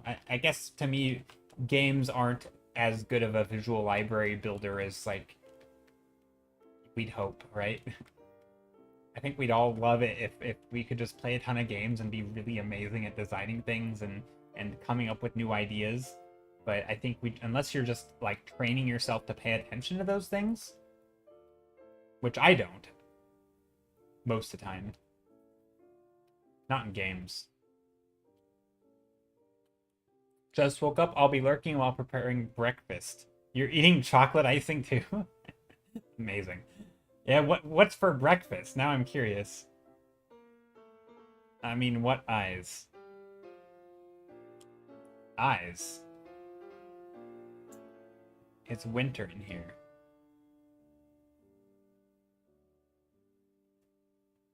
What are you eating for breakfast? I'm so confused. I don't know where eyes came from. I don't know where eyes came from either. Who said eyes?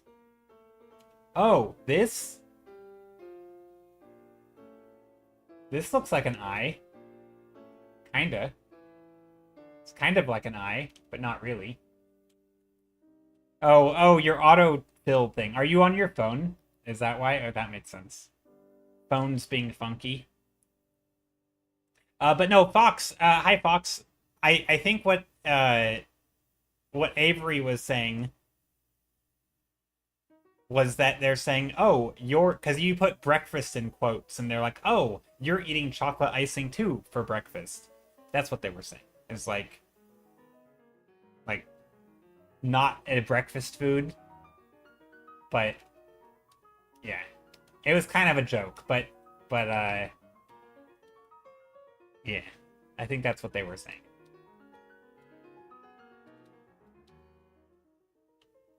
Also, you almost finished the 5 designs for the rulebook. Can you show me? Yeah, absolutely. I'd love to see. I'm kind of meandering right now. I'm not really sure what I want to paint for this one. Actually, maybe we'll do this. Maybe we will we'll do an iteration on this one. So, because I like the idea of these little rock pillar thingies. It's fun to explore shapes like this. So maybe we'll just take this one and we will edit tonal correction, hue saturation. Maybe we'll change the hue and the saturation because that was atrocious.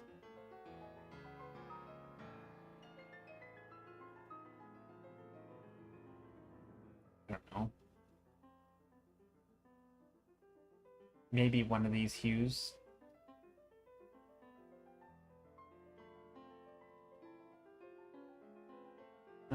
It's funny how when I shift the hue, they all look like the same color. But anyway, let me try something. So I'm going to do this, and then I'm going to add some overlay. Ooh, let's take a look. The tan looks good. Ooh, look at these. Look at these, look at these. I'm going to share on screen. Fox Alvarez, if you guys don't know, Fox Alvarez, they also stream. Here's some images that they've been working on. It is 5 designs for the rule book. This does not look like 5. This looks like 4. Unless I can't count. But not to nitpick. One to go. Okay, you've still got one you're working on. Oh, I like these. I love the... Graphically, I really like this first one.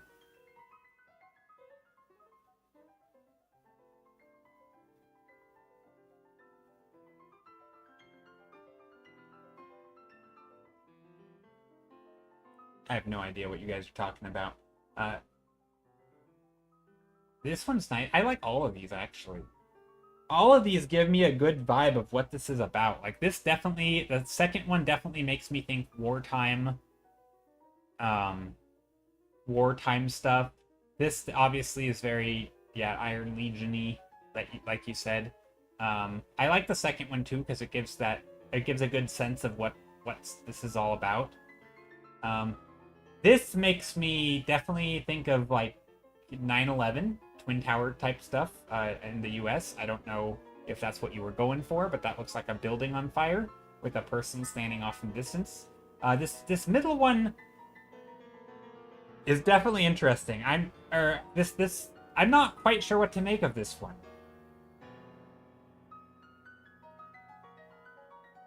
I like the 2 big statues, but they feel like they're a little overshadowed by the middle thing. And I think it's hard to tell the depth in this. I'm not sure if there's supposed to be depth or how the scale of this thing. Is it between these two or is it further back? Something about this one that the read is my brain's trying to understand what it's saying a little bit. I like it though. I like that big figure in the middle with its hands open and the the blue robes and stuff. I think the designs are really cool. I like these. I really like those. Thank you so much for sharing.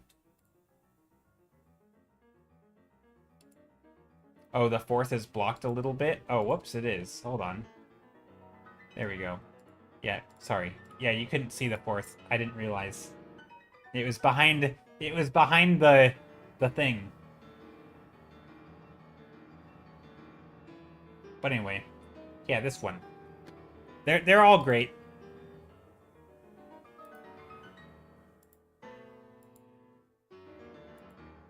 They are all great. Okay, so what I'm going to do, I'm going to do an overlay with lots and lots of color.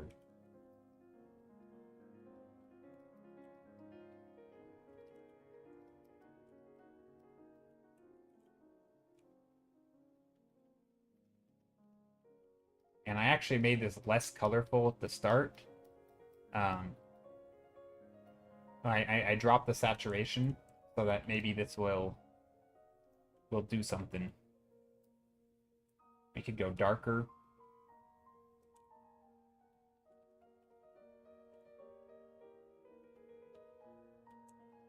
I mean, this is nice.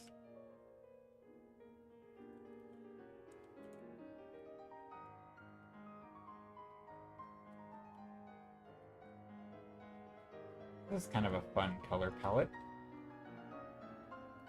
So let's do something like this. So I'm gonna take these colors.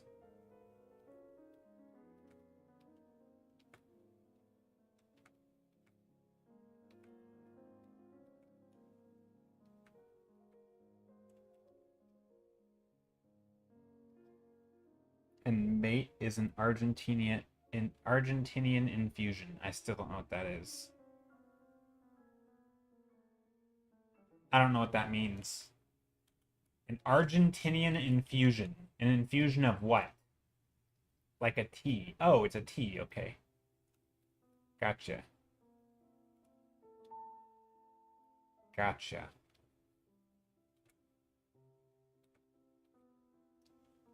We have stuff called Coffee Mate. I don't think that's what you're drinking. Maybe. It is like a thing that you add to coffee. Like a coffee creamer. Okay, but probably not. Oh, is it mate? Is it mate? I think I know what you're talking about. Yeah, I've had that.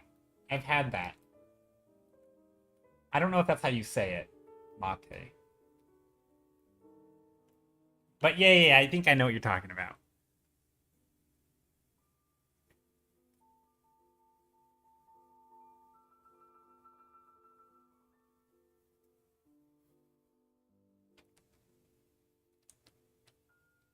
Okay. Yeah, I know what that is.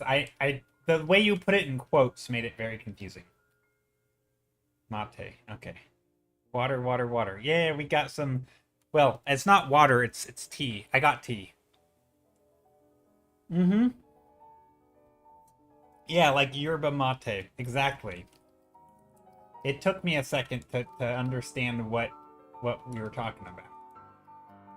But yeah, now I get it.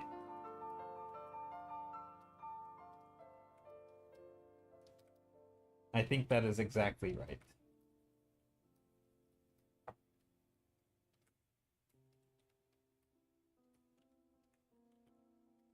Yeah, we can buy that in our supermarkets.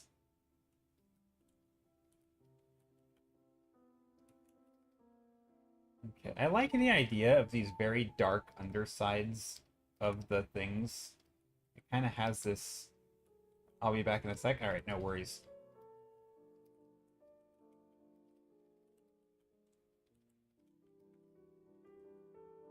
What if I put some shapes back here? I'm trying to make like a. I don't know what I'm making. I'm trying to make something. Uh, I like the idea of like this little grove of blocky things. Harsh shadows are sick. Yeah, I like that it feels like it's at night. It's sort of moonlit in a way. But I also like maybe it's not moon. I mean, maybe we have. I don't know. I'm just kind of coming up with shapes here that might look interesting. So we could go like a blue light.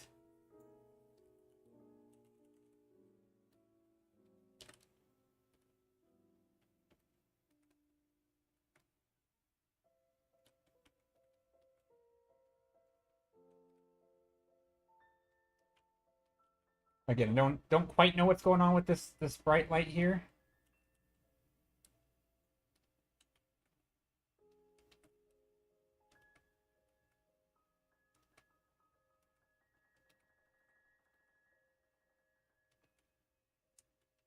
Maybe there's some other shapes here.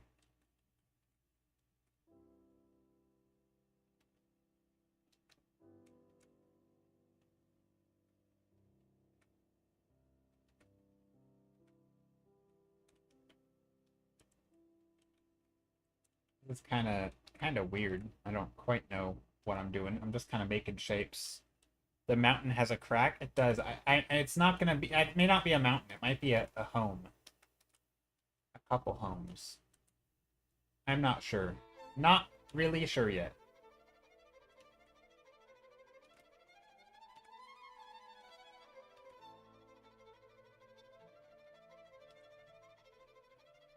I mean, we could definitely start with some like this, or maybe it is still a mountain, but we're bringing down some shapes. I don't know. It's fun to just make these random shapes and figure out what the heck we're doing. Although I don't like the composition, so maybe we'll just keep keep smudging things around until we can make some shapes that are interesting.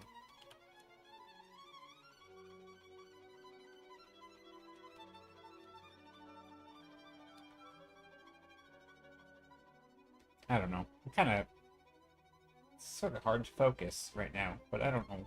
Maybe we'll keep on making shapes. Triangle here.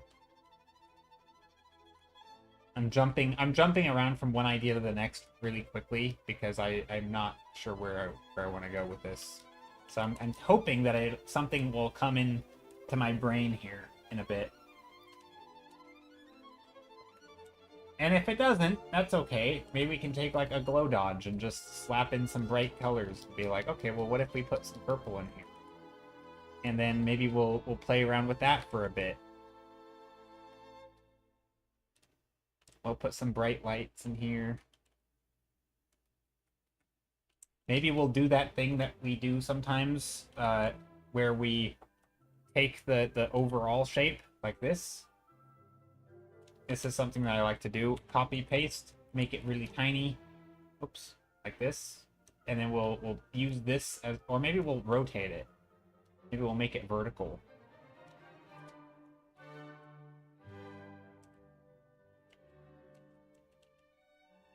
Oops, what just happened? Didn't I make it vertical? I don't know what just happened. Let's make it vertical. And then we'll make it smaller. And copy paste. I don't know. Flip it. Oh. Flip horizontally. Doesn't really matter.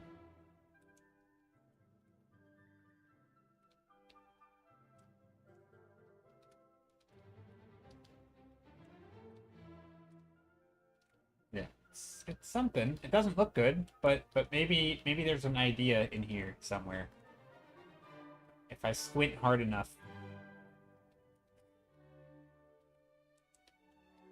Because we already have 4 solid good sketches for today, so I'm okay if I fiddle around for the next 20 minutes and don't come up with anything. Oh, and thanks for the posture check earlier. I should probably sit up straight. I was sitting on my foot earlier, but now I'm not.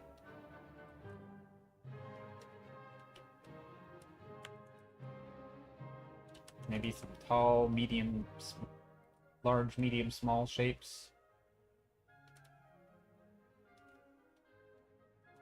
I mean, this is definitely looking like a crystal.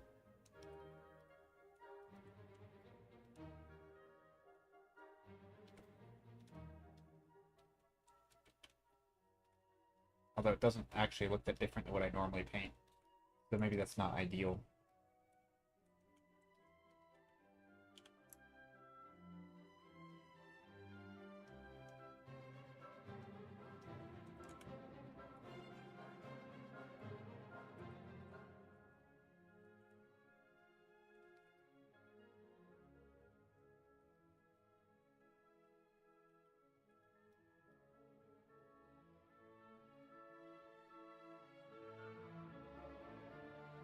Maybe something like this.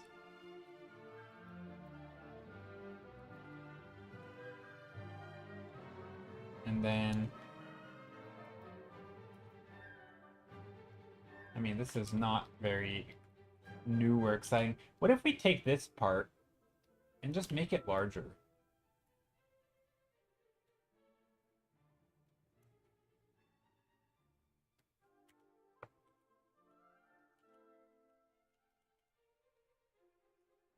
That's something that I don't do a lot of. Blurp, blurple, blurple. Blue and purple? Is that is that what you call blurple? Blue and purple? It is pretty blurple.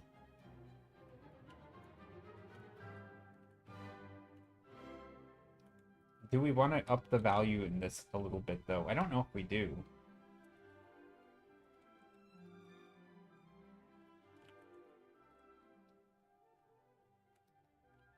It is definitely blurple. A fun word to say? It's a fun word to say. Skittle, how are you today? On this fine Thursday. I assume you're streaming soon. For those who don't know, Skittle... not that Skittle needs a shout-out here, but...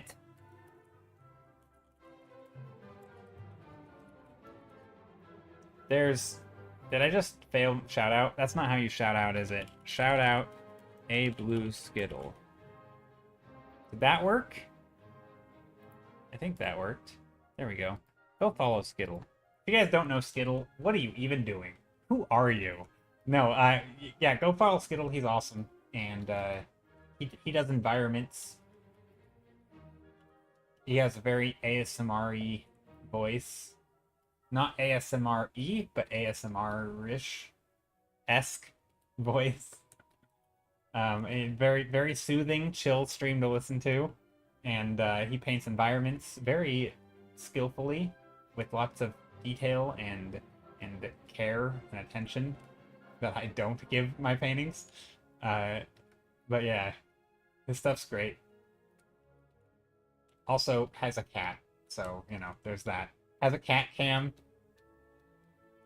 Pretty much all the things that you might look for in a streamer, he has. Chill stream, good voice, good art. I don't know. Is that a I feel like that's doing your stream justice, right? We'll probably try and finish that cave piece today. I hope. The cave one with all the bands. I love that. You have. Well, Dear Gorb, I've been working on it for way too long.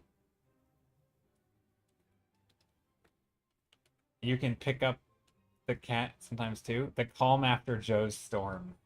Something. I mean, I don't think my stream's too chaotic or anything. I don't think that's fair. My stream's pretty chill. Sometimes I rant about topics that maybe people are tired of hearing about, and so it kind of can feel maybe like not comfy. But I don't think there's actually anything objectively uncomfy about, like, I don't know, I think my stream's pretty chill. And we normally stay pretty on topic.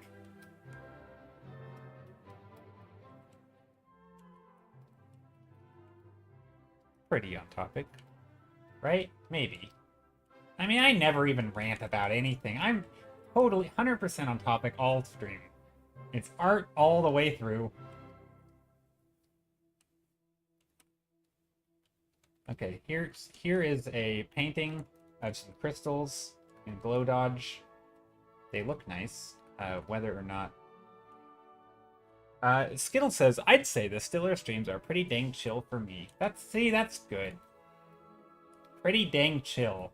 Coming from a very chill person is that's like a full-on endorsement if I've ever...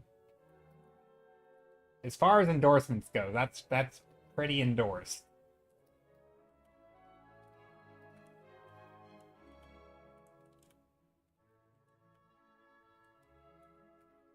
If I do say so myself, which I do. I like the thumbnail chaos. That's true. There's a little bit of chaos in terms of process. I think process-wise, I'm pretty chaotic, right? I don't do like... I think a lot of people, especially if you do like concept art, a lot of times it's very like, they start... Here, I'm going to draw a thumbnail and a thumbnail. They'll do a thumbnail where they start purely black and white. Something like this, and then they'll be like, oh, here's our starting point. This is what we're gonna make something that looks like this, and then they'll take this and they'll work on it or something, right? And then they'll do another thing, and then they'll do colors. I don't really do that. Mine's very like, my process is a little more chaotic. I tend to start in color. I tend to not start with much of an idea. I jump straight into stuff, and I can understand how it could feel chaotic.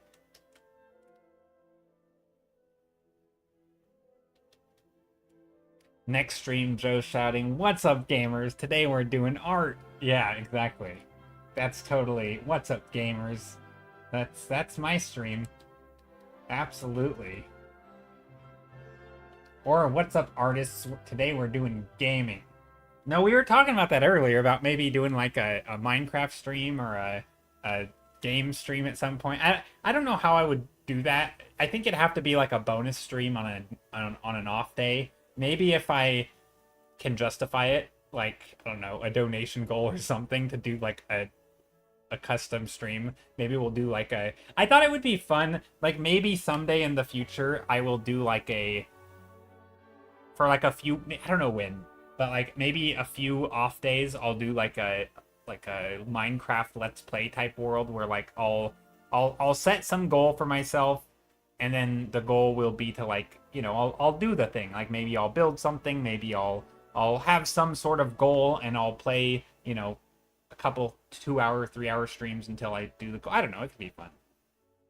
More like Jay Stiller, more like Jay Gamer. Yeah, totally. You also can paint a whole masterpiece using a rant as the prompt.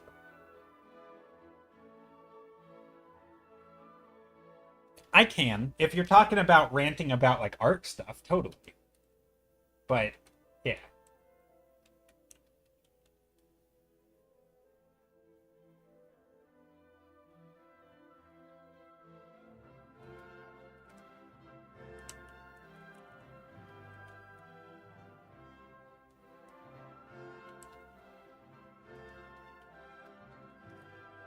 Okay, do I like that this is just floating out here? Like what's going on?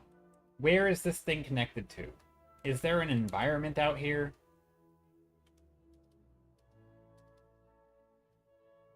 Yes, art rant paintings W.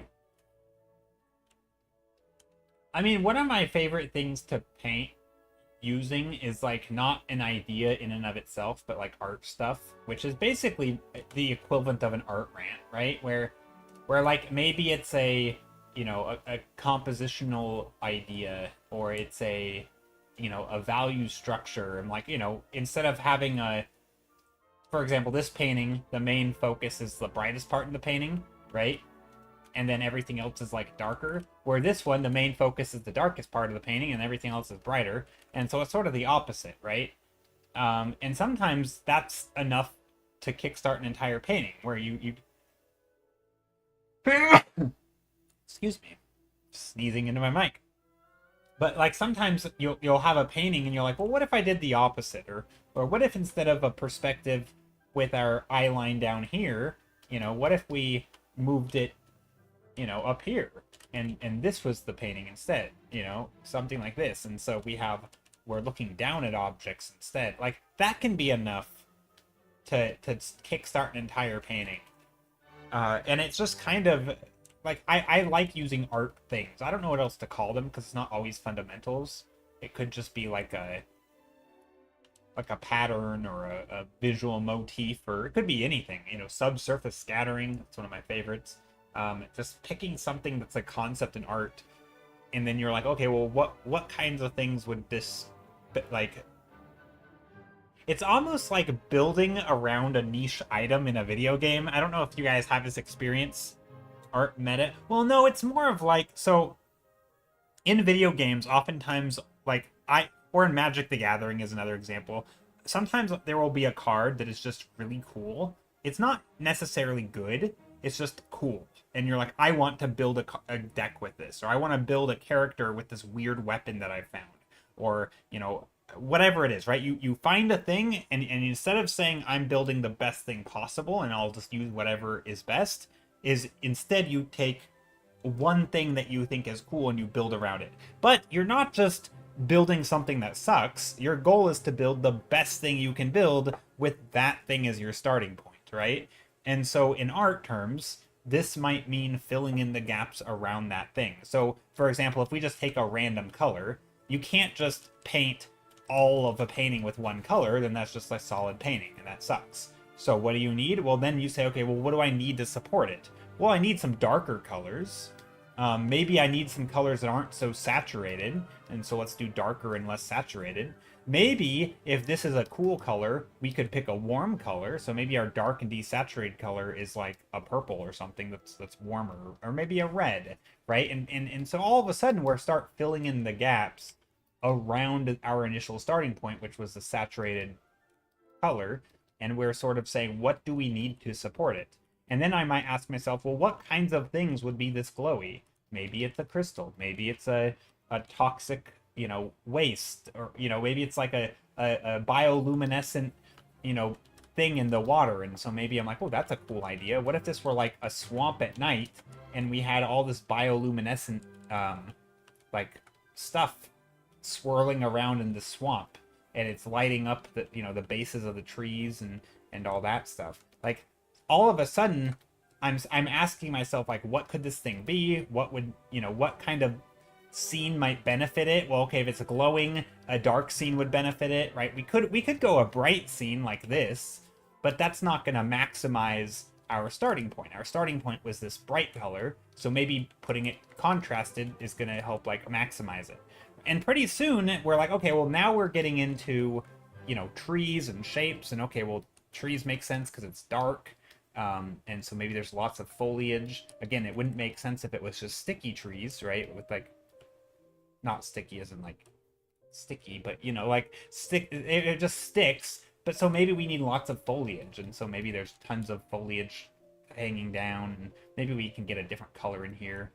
You know, it doesn't really matter what color, but maybe something contrasting, you know, purple doesn't really matter. But anyway, the point I'm making is, like, there's kind of this process where you started with something kind of random, but you're like, okay, well, how do I support it to make it work, right? This is the main actor. What are the supporting actors? And they're going to be slightly different depending on what the main actor is.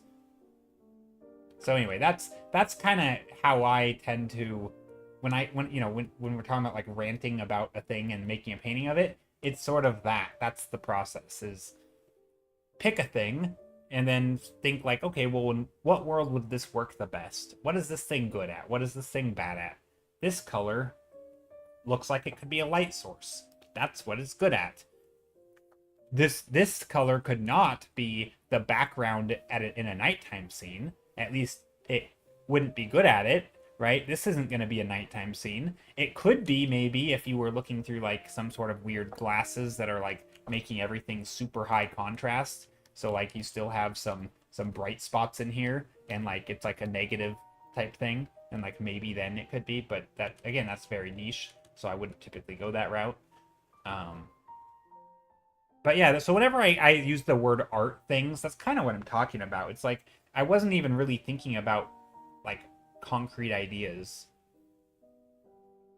I like how the art rant prompt is the one that was an art rant prompt. Yep. I ranted about an art rant prompt and made an art and used it as an art prompt. And picked a random starting point. It's a thing.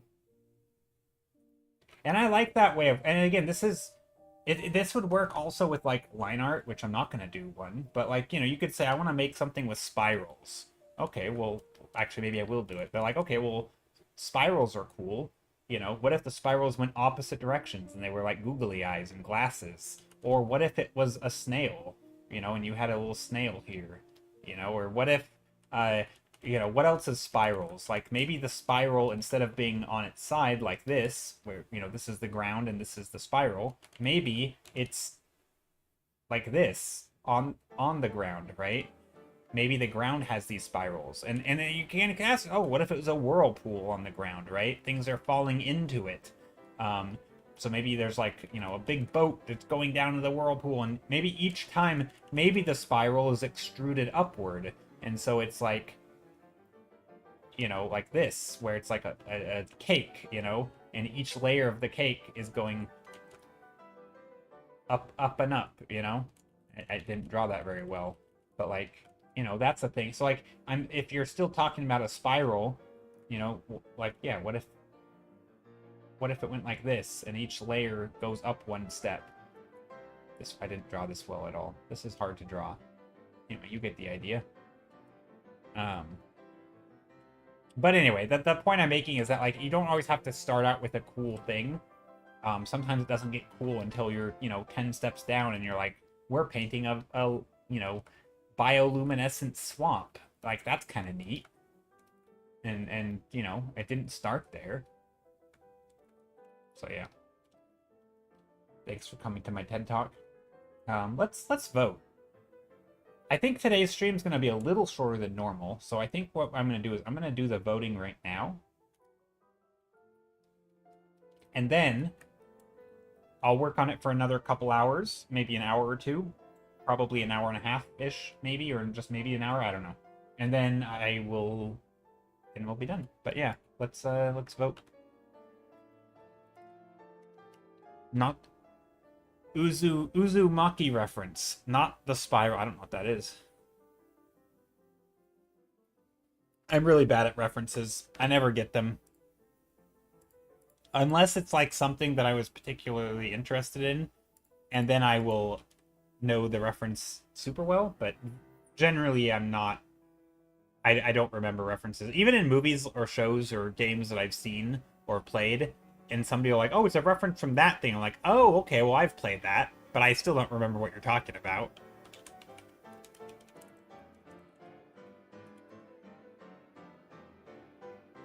Strawpoll.com.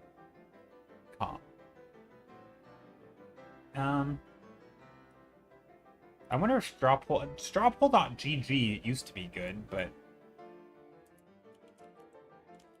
we'll just use strawpoll.com.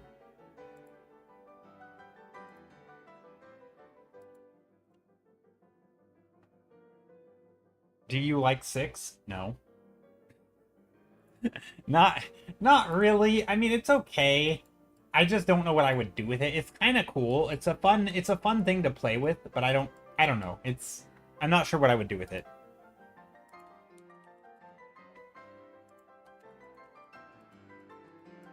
We could get there though. That's kind of the thing, right? The longer I play with these, the better they become, because you start making choices that compile on each other. So it's not just like random choice and random choice and random choice, and then you hope that the mixture is good. It's more like you start with a random choice, and then you put another random choice that only makes sense because of the lower choice. And as you build up, pretty soon they all work together in some way. And it might be a weird spot that you end up in, but at least they'll work together. And because you don't allow yourself, kind of like what I was doing with like, oh, let's add a dark color that works with this color, right? And so I pick a dark color that I think works with it. I'm not just picking a random color. I'm making that choice because I start with this. And then the next choice I make is based on the other choices, right? So it's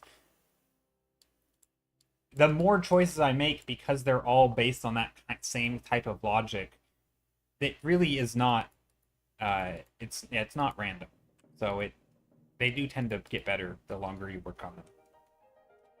Okay, there's the straw poll. I will post it in chat. If anybody's on YouTube and you also would like to vote, you can. There it is. But I do mostly focus on Twitch because that's where people are.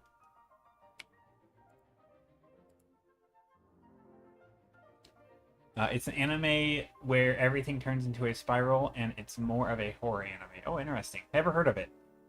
But that sounds interesting.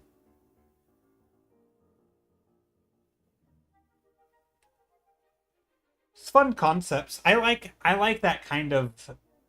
I don't know if that's how those concepts come about, but oftentimes I feel like it is, where bring on the ads. Wait, there's an ad?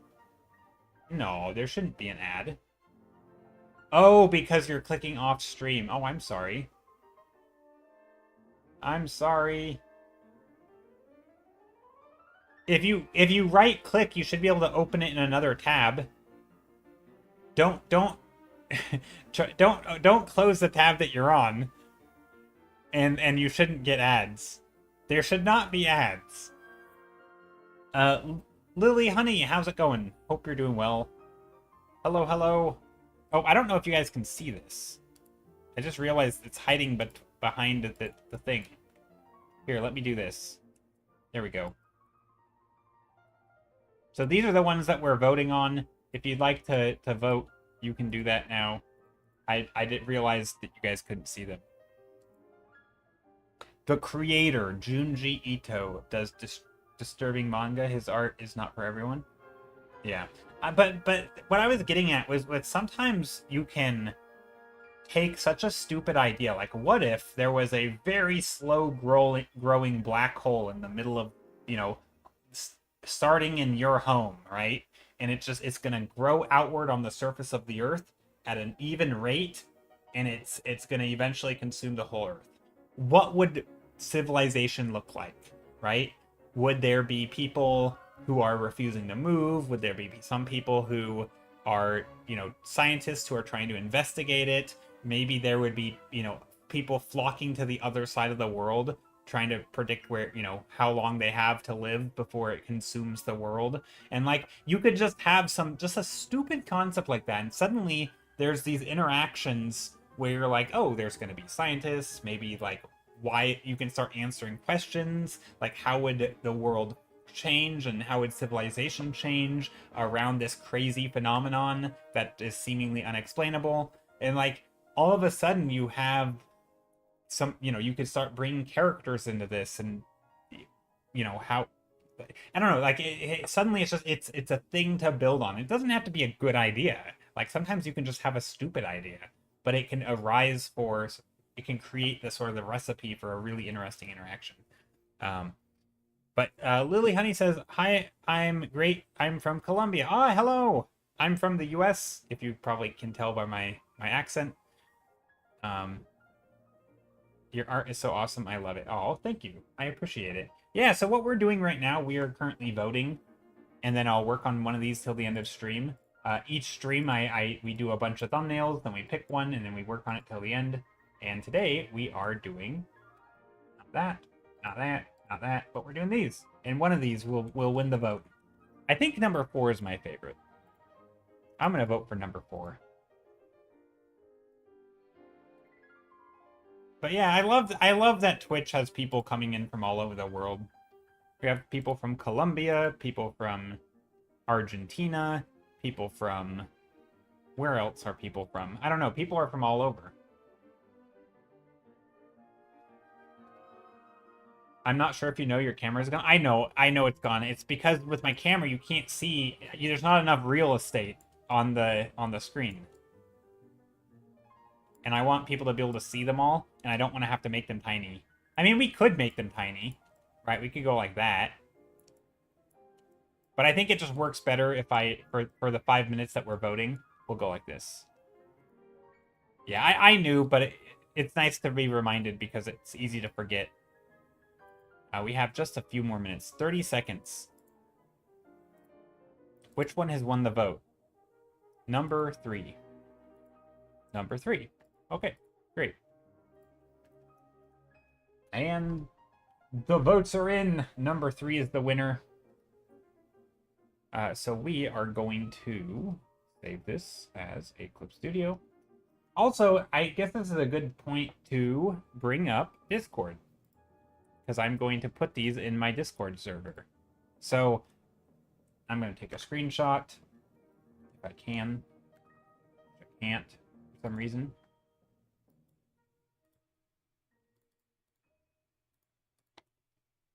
There we go.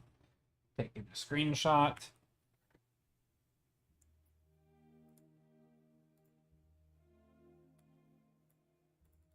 But yeah, I have a Discord server. Anyone can join it if you want to.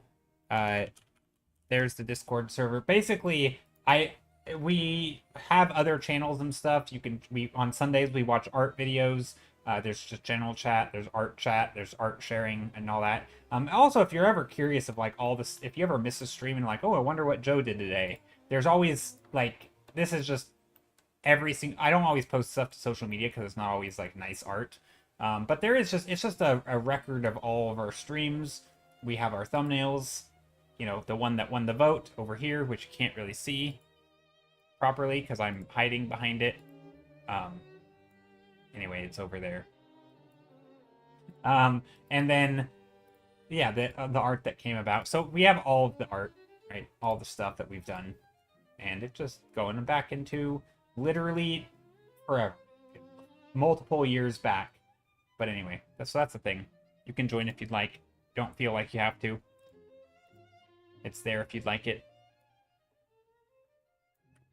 And if you're on YouTube, I will repost it because I didn't post it properly.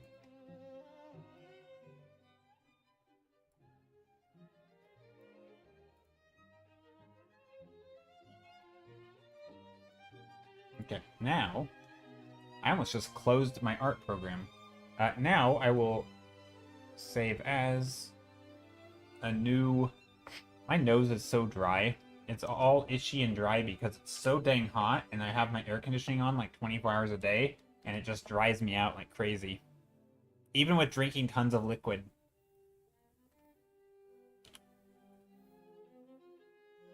Alright, let's do this. Let's take this painting.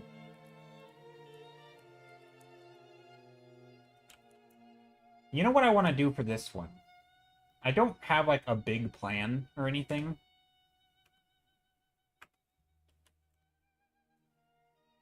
But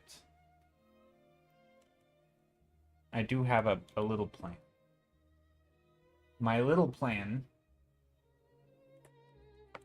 is to try to do some sort of,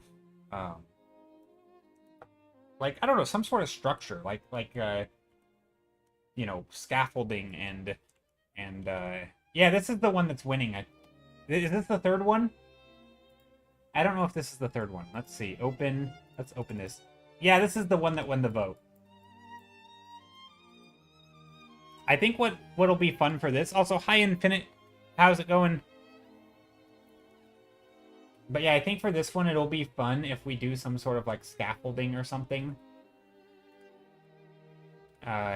Some sort of darker shapes and things. Maybe focused a little bit more on, you know, little shapes going in and out. Maybe this could be like a, I don't know. Not quite sure. I don't know if I like the green in there either. That was kind of just a remnants of the painting that was next to it. You also liked 6? 6 was this one?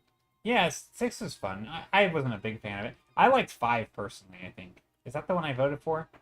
I don't know if I think I voted for 4 or 5. I like these two the most. This one was fun because of the color palette. It was fun using brighter colors and shapes. This one was fun because it had sort of a Mesoamerican theme. Or like, kinda. Motifs, I guess. I also like this one. This one's fun. The colors are nice. But yeah, they all had something going for them. But this is the one we voted for in the end, so we are going to work on that now. The way that I always start these is basically just merging things down. Getting like two layers here, and then I can just start painting directly on it. There's still a little bit like of work that I could do. And so like I could still play around with values and plan things out. Maybe you know, one thing that I'm tempted to try.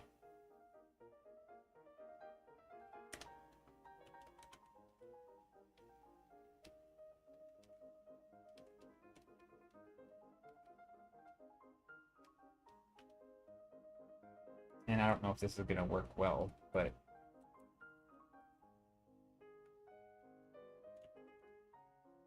just kind of like bring this edge out. Like, what if we did that? You also liked 5? No, thanks. I'm glad you liked it. I enjoyed painting them. Yeah, I'm pretty okay with painting any of these, to be honest.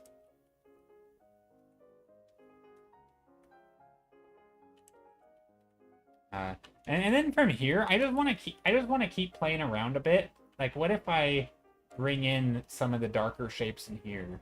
Or what if I, you know, put additional little shapes in here and there's some scaffolding? And again, maybe maybe I'll really push the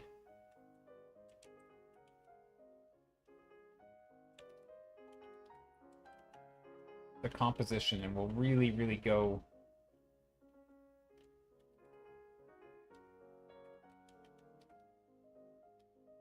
We'll go hard with the perspective, but maybe not. Maybe we don't want the perspective that big, so maybe these are larger shapes. And it's possible that I end up ruining this, so that's why I have these other layers back here. We can always go back if we want. Is a river? No, a road? Oh, no, I'm thinking it's like an island floating in the middle of nowhere. Like in the void. I mean, we could go darker back here, but it could be an island. I mean, again, this is, if we wanted to put like an ocean or something back here, we totally could go like this and just put like a brighter color and be like, it's an ocean. I don't know if I want to go that route. I mean, we could. That's not bad, actually. putting that, like, bright line back here. Being like, here's the horizon. I don't know. I like the purple. Thanks. I'm glad you like it. I do sort of want to play with the field of, or the depth of field.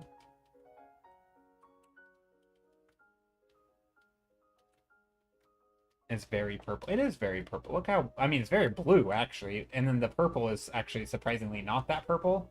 But it makes it feel like it's this glowing purple. Because it sort of has that gradient. But yeah. So now what I want to do is I'm going to find some reference for, like, old wooden bridge.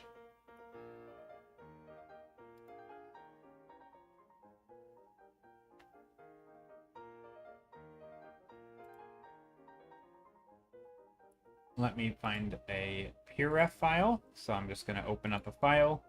That looks so cool. Aw, thanks. Yeah, I'm not quite sure exactly what it's going to look like. I never am.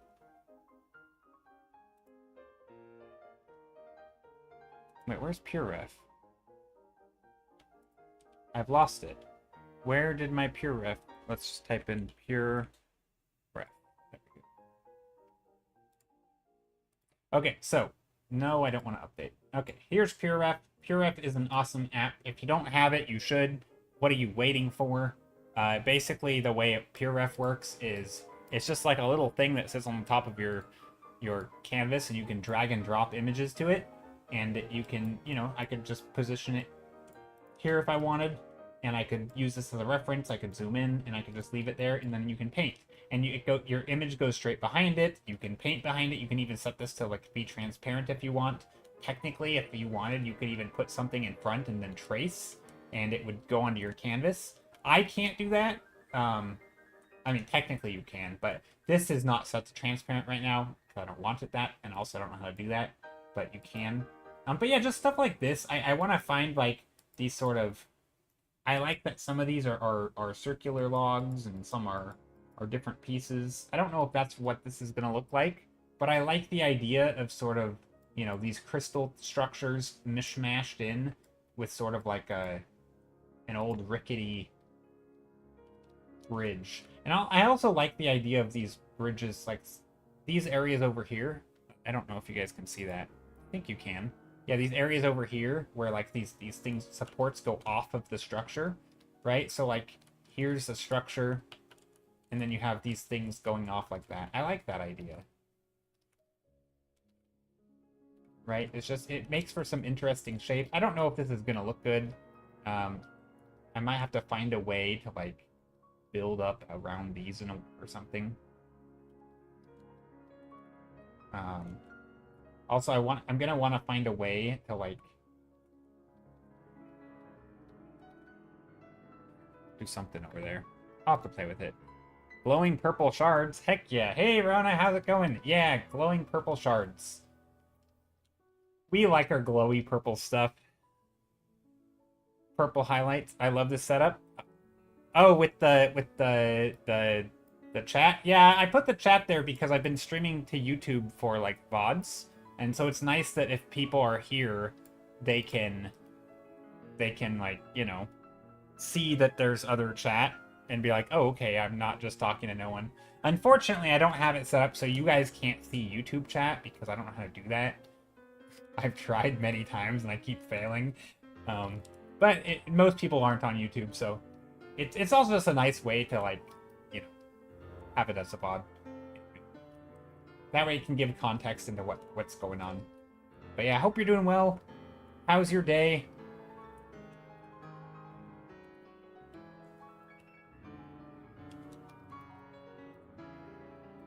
These little lines that I have in here kind of look funny.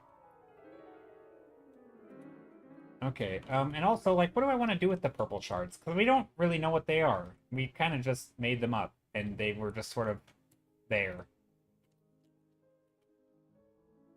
But I do like this. I do like the the ricketiness of this. Maybe there's some old pieces sticking out here.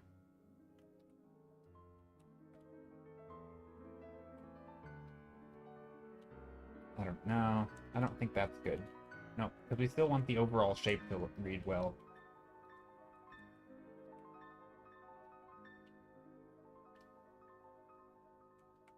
I'm not really sure exactly what's going on here, to be honest. But I'm not sure if it matters. We could also find more images like this. It's actually kind of funny. Most of these things are actually going this way, which is kind of neat. I never really thought about making bridges this way. They're mostly going this direction, and then we have the cross beams on top going this way. So we kind of have those different layers, which is kind of neat. And then they kind of stick out on different sides, and it's very ramshackled. Is that the right word? Probably not.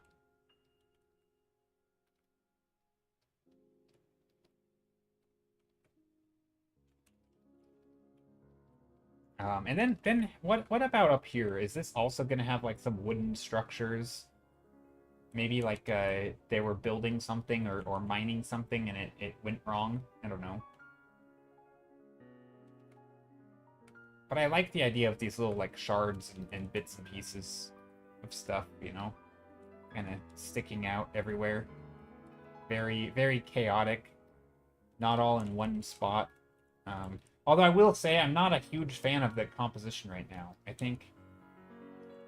So what I'm going to do is I'm going to merge visible. Oh, thanks for the hydrate.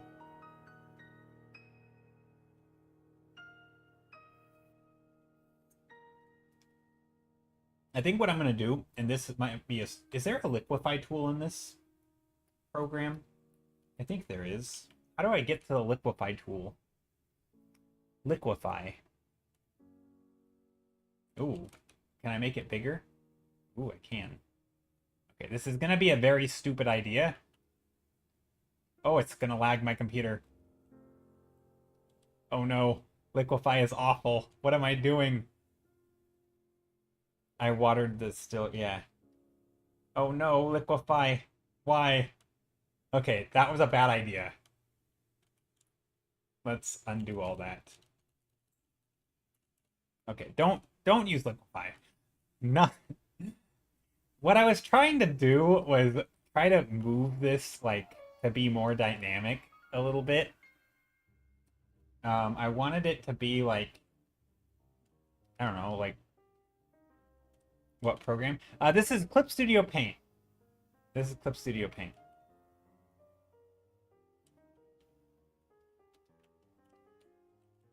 Or maybe like rotate this. Maybe that's would be better.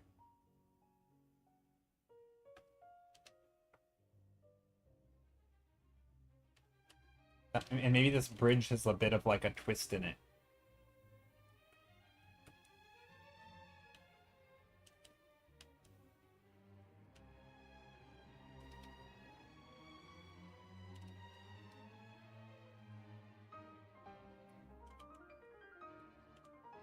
Is that better? It just didn't feel very compositionally interesting.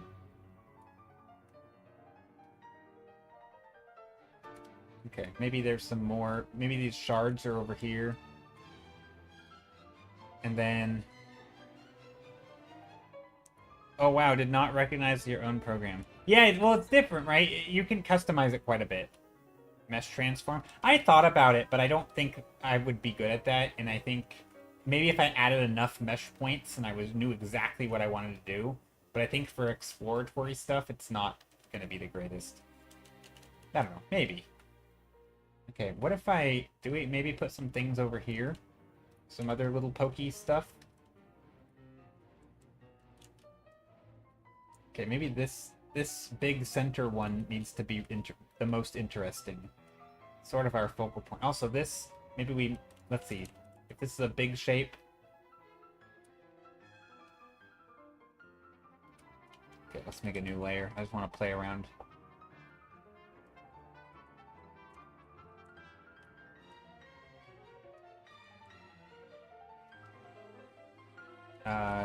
What's... How's this might look? Maybe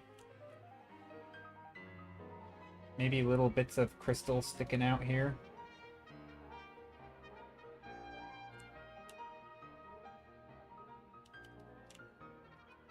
Okay, this is interesting, but it's not... I don't like that these are the same shapes, right?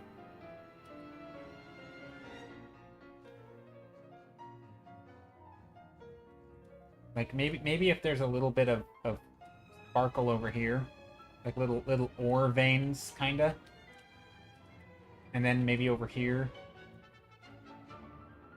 I don't know.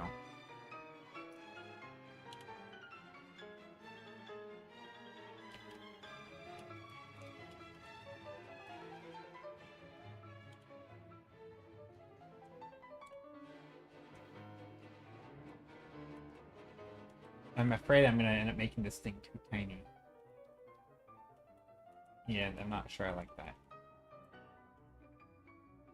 What if I go back to these versions?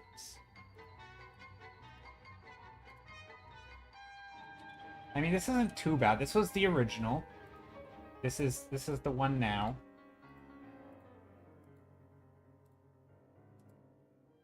I mean, we've added a lot of dark to it, which I don't know if is a good thing. Maybe that's a good thing.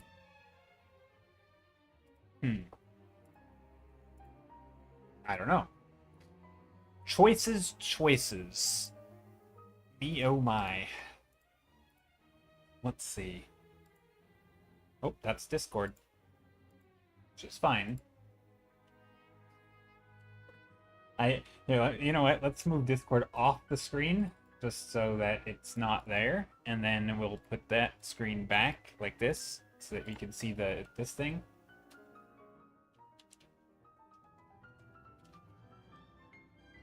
I think what I want to do is still play around a little bit with the shapes, like this shape. Maybe some of the shapes back here. Still not a huge fan. I'm mostly because I'm just not sure what's going on with all this.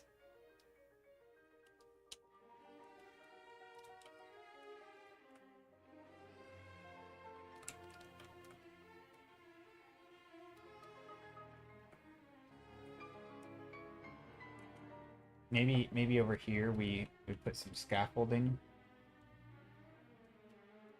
Then I don't like the shape. This is a tough one. So, like, both make the shape interesting and look like the thing that we want it to look like. I like the additional crystals in the background. Yeah, I think having some in the background. So I'm just not sure if I want this thing like floating or if I want it grounded. It's tricky. It's tricky to know. Also, like, this main crystal shape is not very interesting. But, like, why is it so shiny in the middle? And I kind of like that. But, like, is it only in spots? So maybe there's, like, little tiny spots that are speckly and shiny in here as well. Or, like, are all of them shiny?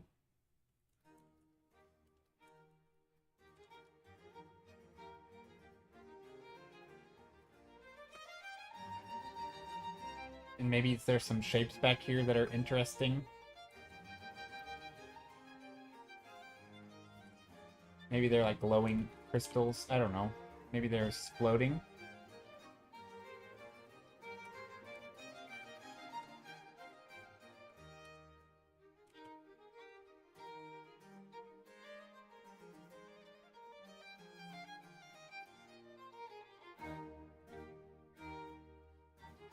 I have to do an art piece about energy poverty, and I don't know what to do. Energy poverty. I feel like my brain thinks of something when I hear that term, but I don't totally 100% know what that term means.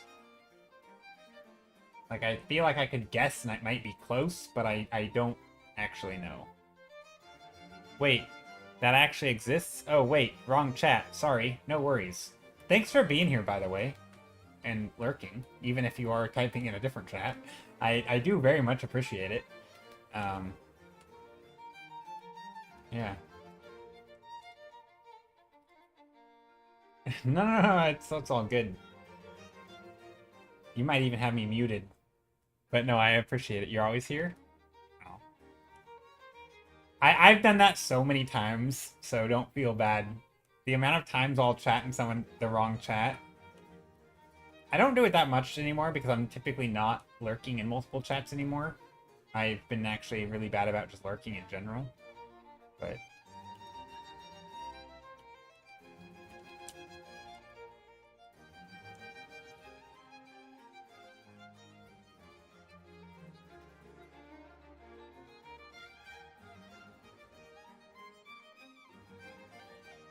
and then in here we can get some of these other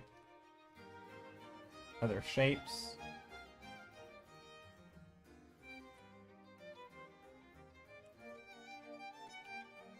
Like that. Little shapes in here. You, Void, and DZ. Ah, all good people. I approve of that watch list. Void Brush is great. DZ Cow is great. Yeah, very cool.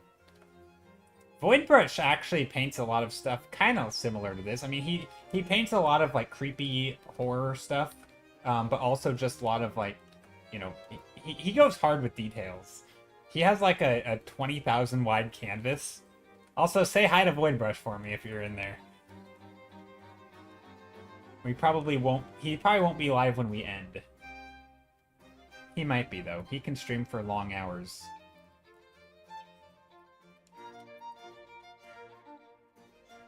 It's when households don't have access to power for heating, cooling, light. Gotcha.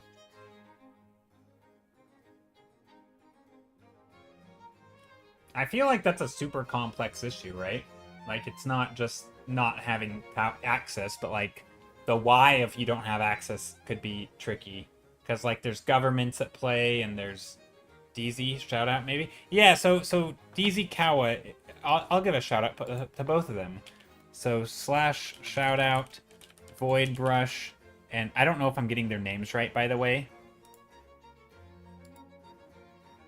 Yeah, that looks like the right profile picture. And let me find DZ Kawa's profile picture so that I can...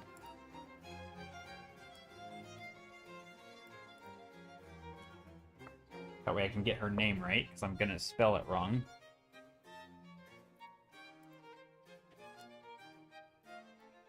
And then we'll shout her out. Once the shout out for Void Brush is done.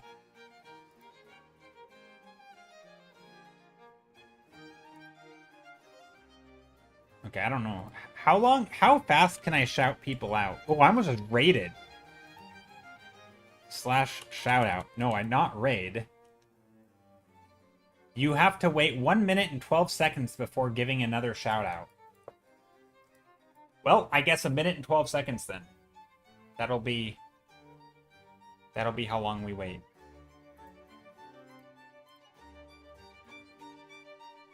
Well, too bad. No, we will do it. We will shout out in a moment. But yeah, there's some lighting and stuff. Some fancy colors, sparkles. I like the sparkles here. Maybe there's some sparkles in here as well.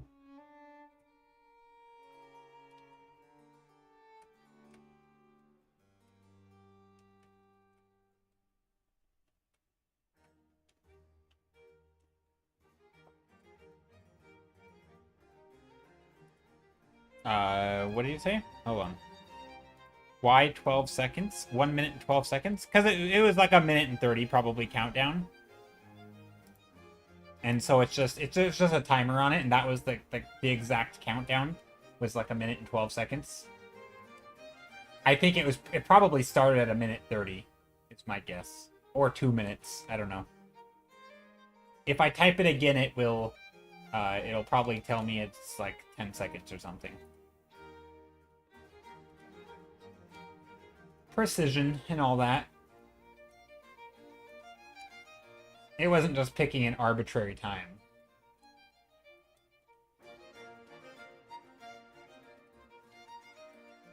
Okay, do I like this? I mean, I kind of do. I don't know if the little thingamabobs on the end work, or if they look good.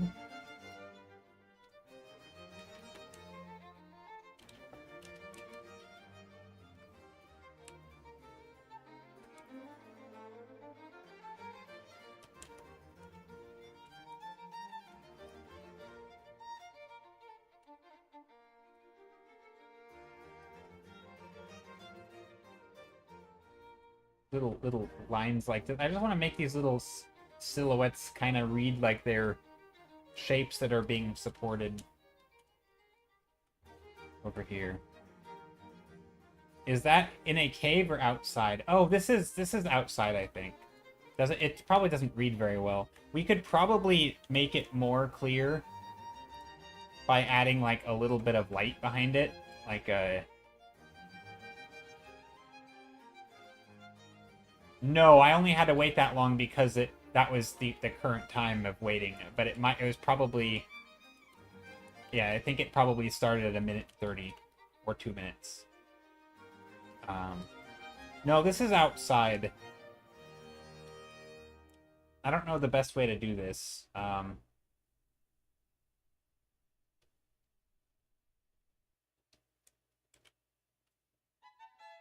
Maybe here, let's make a new layer.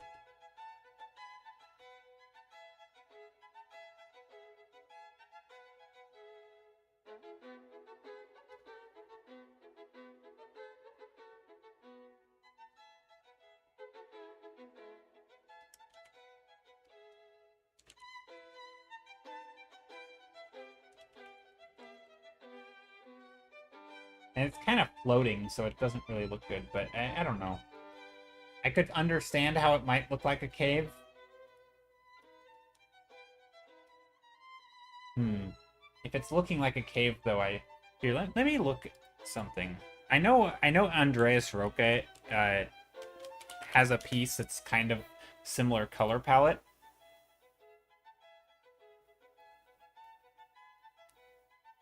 From long ago.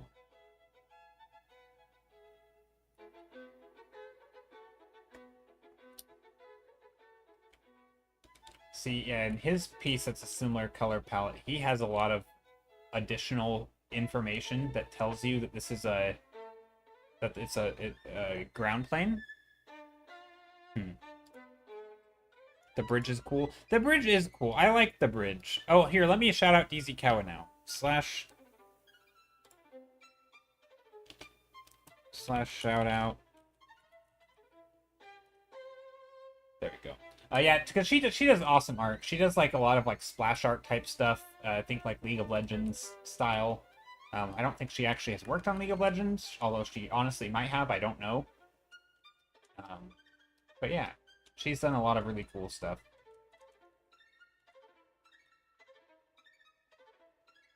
TZ says hi. Oh. Hi to her too. Hope everything's good over there.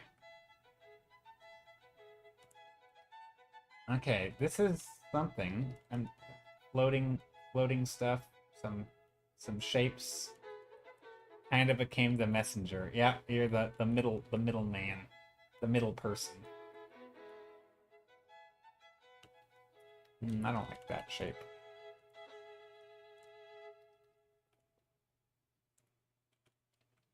Maybe we do this. What if there was a big shape back here? And I know this might not look good, but this is just purely me on a new layer. Middleman is okay. Yeah. The middle manager. No. That's yeah, maybe there's like a shape back here. And some of these shapes, there's a little bit of crystalline structure over here, and then there's also like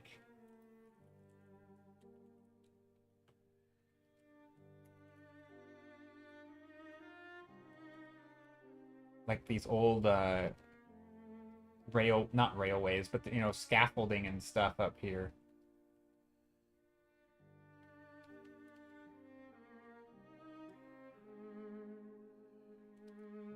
Something like that, maybe?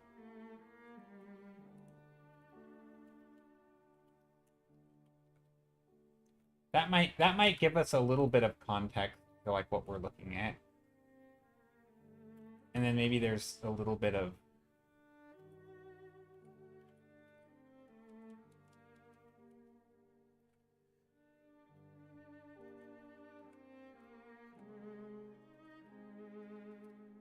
I don't know. Does that look better?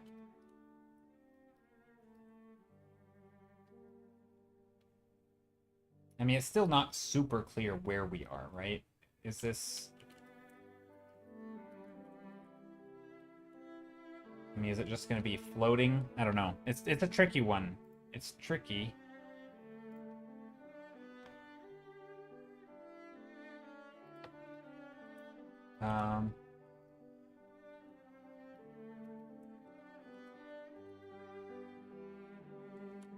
I kind of also wish these went up like this a little bit. I don't... Maybe not. I don't know. I'm not sure, to be honest.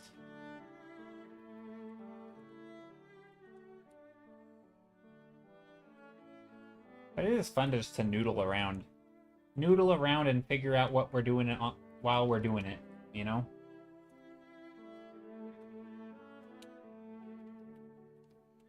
But yeah, the path is fun. This little thing where we have like these... Here, let me show my screen again with the reference. Alright, we have this reference for like these... This wooden material. You know, yeah, some of these wood things can have some textures if we wanted. I don't think we need to go that hard with the textures. But we could definitely go, you know, we start putting some of the sparklies down here on the texture.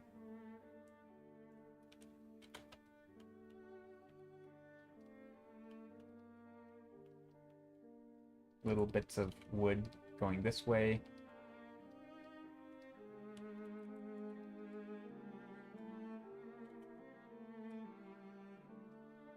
There's horizontal lines, and then these lines can go across.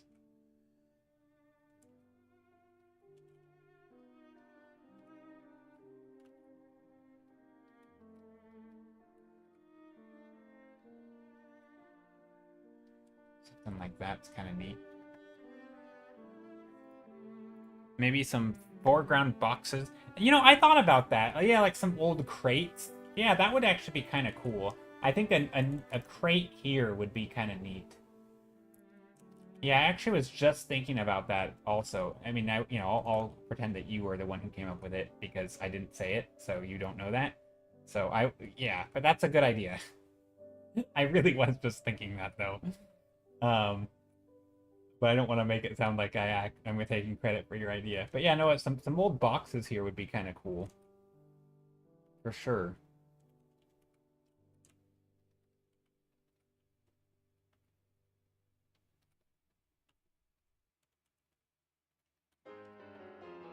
There are loot boxes in a video game. No, I don't know. I'm not even sure how to draw this properly, but... Old wooden crates. Maybe there's one stacked this way.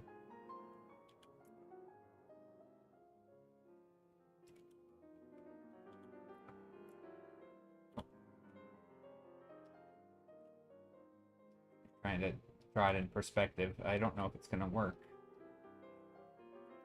Because I don't know if I'm going to do it very well. I think this will work. I forgot the word crate. Yeah, no, it's good. Crate, yeah. Loot box. No, I'm kidding. Yeah, it's kind of crate-like. I think it'll work. This is where I feel like a pile of... This is where a good... Yeah, barrels, crates. Stack of crates. Let's... Images.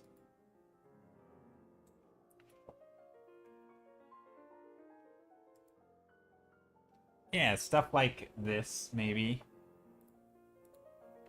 Obviously, this doesn't have to look like that, but... You know, this kind of thing where we have crates at different angles. I do like these because they fit with the vibe of like these random, you know, all directional things, right? So like, for example, if we have this here, these things are, they have these little slits in the side.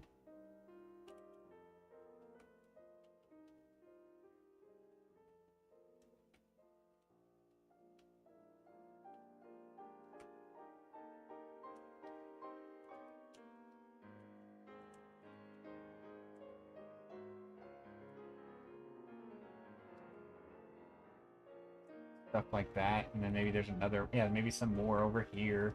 I don't know. I'm not quite sure how to layer them.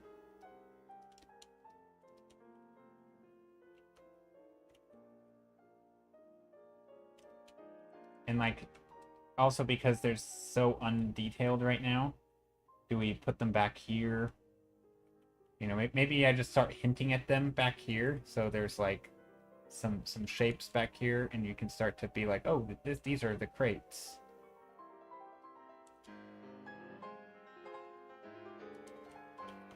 Yeah, something like that. I don't know if that's gonna look good.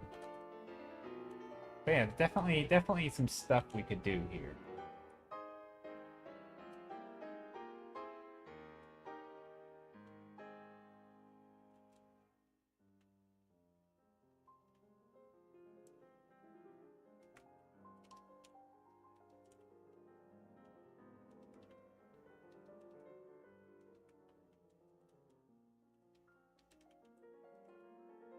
Maybe there's some like tools or something in there. I don't know.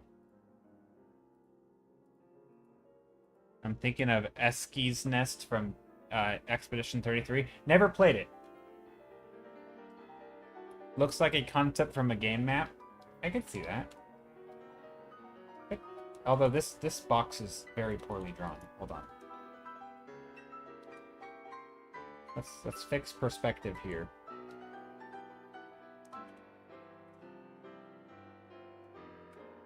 And of course, it doesn't have to be at a certain angle or anything, but for whatever angle we decide that it's at, people can mine the crystal. Yeah, for sure.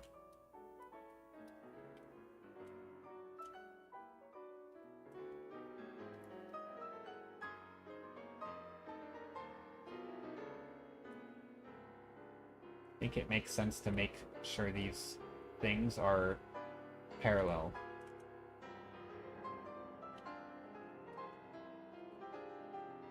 Because... Although I don't like the look of this. I'm not sure what to do here. I don't know. We can hardly tell it's a crate. Maybe over here. Maybe also we do like barrels and crates. I'm just gonna Google. I just want to find an image that's just like a mass of them.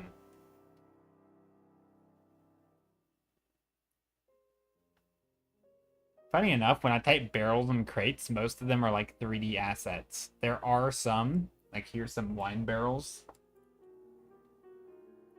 But it's like the idea of crates, though, just being in a pile everywhere is pretty rare. Like, it's not like a real thing that you see stuff like this. Now, we could do stuff like that. I don't know if the shape is hard, right? Like, unless... Do we want to put, like, the barrels over here? For example, like, why would they be over here? And we could maybe put some barrels over here.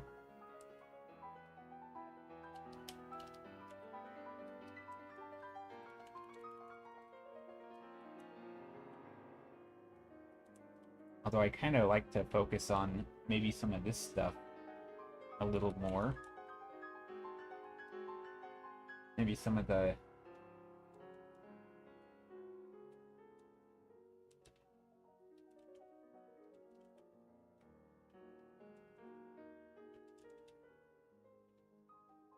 some of the dark parts of the crystal.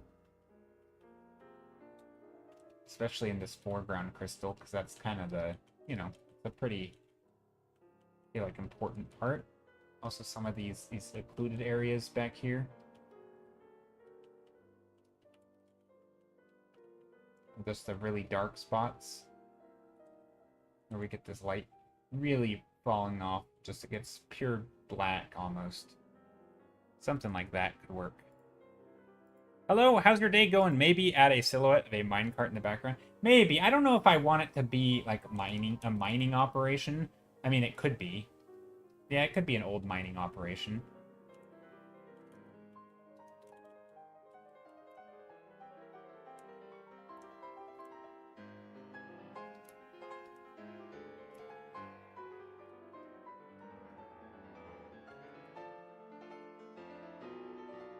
Yeah, that's true. We could definitely go that route. This needs to be sitting on a plank though, if we're gonna go that route. Yeah, oh, some ropes. Yeah, some ropes and just different things. Maybe there's like a rope hanging down. Although I don't know how. I mean, we don't have a lot of different colors and things. I'm not sure how extensive we'll go in that direction. I don't know. We could definitely do that, though. I like the idea of ropes. Like, especially, like, tied around some of these.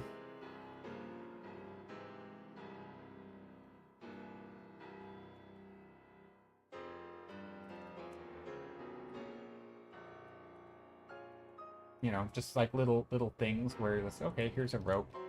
You know, here's a rope over here.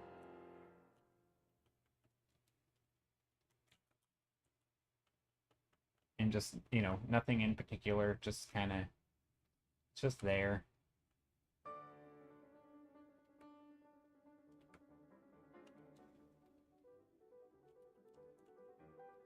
Although I don't like that those are both offset. So maybe this one doesn't have it, and then maybe one over here. Dishonored Void, D&D, Shadowfell Core. Love it, buddy. Thanks. I don't know much of those games, to be honest. Dishonored Void, I don't know what that is. I know of the game Dishonored, but I don't know what it looks like. D&D Shadowfell, I do know kind of that a little more. And I could see that.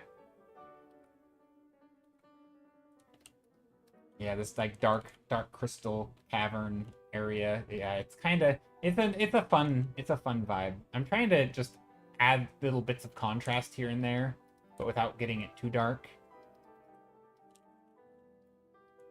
But I think this stuff works pretty well.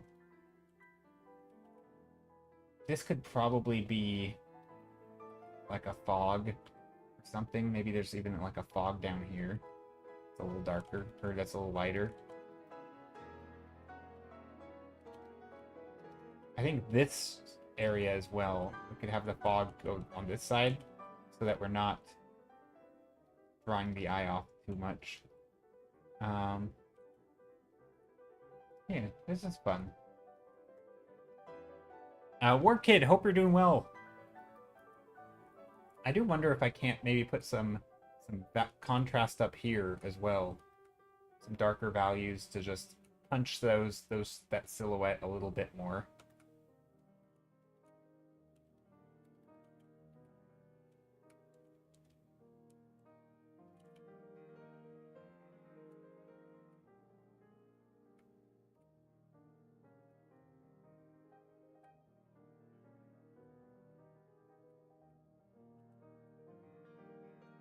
And over here,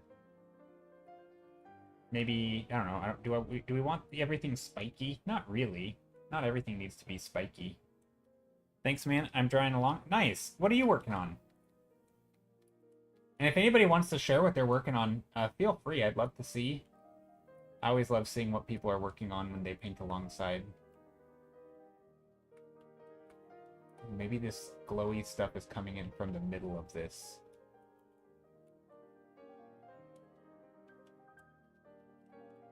Maybe that's what it is. Maybe these are like these cracked crystal things. There's like an internal, a little like a crack down here, and they're glowing from the middle of the crack.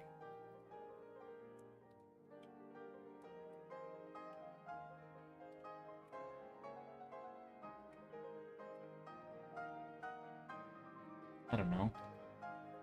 Kinda something. And so this is like the crystal that's like opened up, kinda.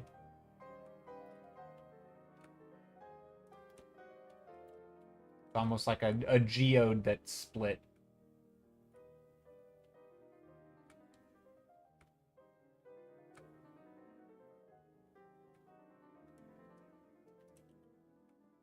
I don't know. It's kind of neat. Maybe there's some saws or something down here.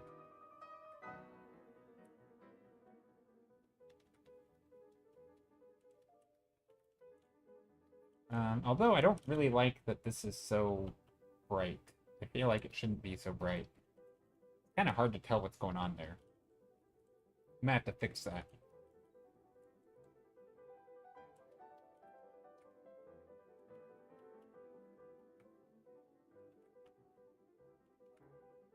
Maybe some additional shapes here.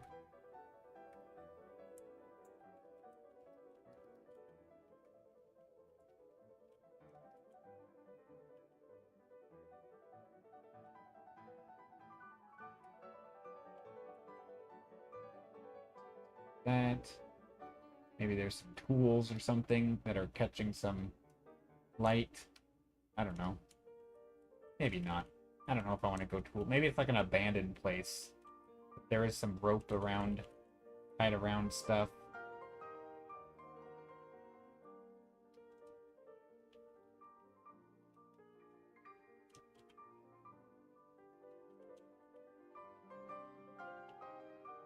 Maybe a little brighter. I don't know. It's tough. This is tough because everything's so dark. You know, do I want to punch the brightness a little bit just to render things a little bit more?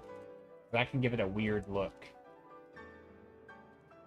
What if you add an implication on why this place is abandoned, destroyed? Maybe there's a creature living there. Yeah, maybe. I don't know about that. I mean, it could just be that it's in the off season. I don't know. That would be good for storytelling for sure. But I think that kind of thing is hard to do piecemeal. Like, I think if now that I'm asking those questions, I think if I knew the answer, it would make more sense to start over with a composition in mind so that you can, like, show that rather than just piecemeal everything together. Because at some point, the best way to show something is not going to be this, right? If this, like, if I decided that, oh, there was a meteor that crashed and, like, it spread toxic ooze everywhere, this image isn't showing that, right? So it might be the case that we could do a similar scene, but we still show that. And so, like, if you know, if it's a creature or something that's there, like, maybe we'd want to show, you know? So I'm just not, I don't know. I don't think something like that. But I do think we can show, like, more mineshaft stuff over here. I do actually like the minecart idea from earlier. That was a good idea. Showing a little minecart.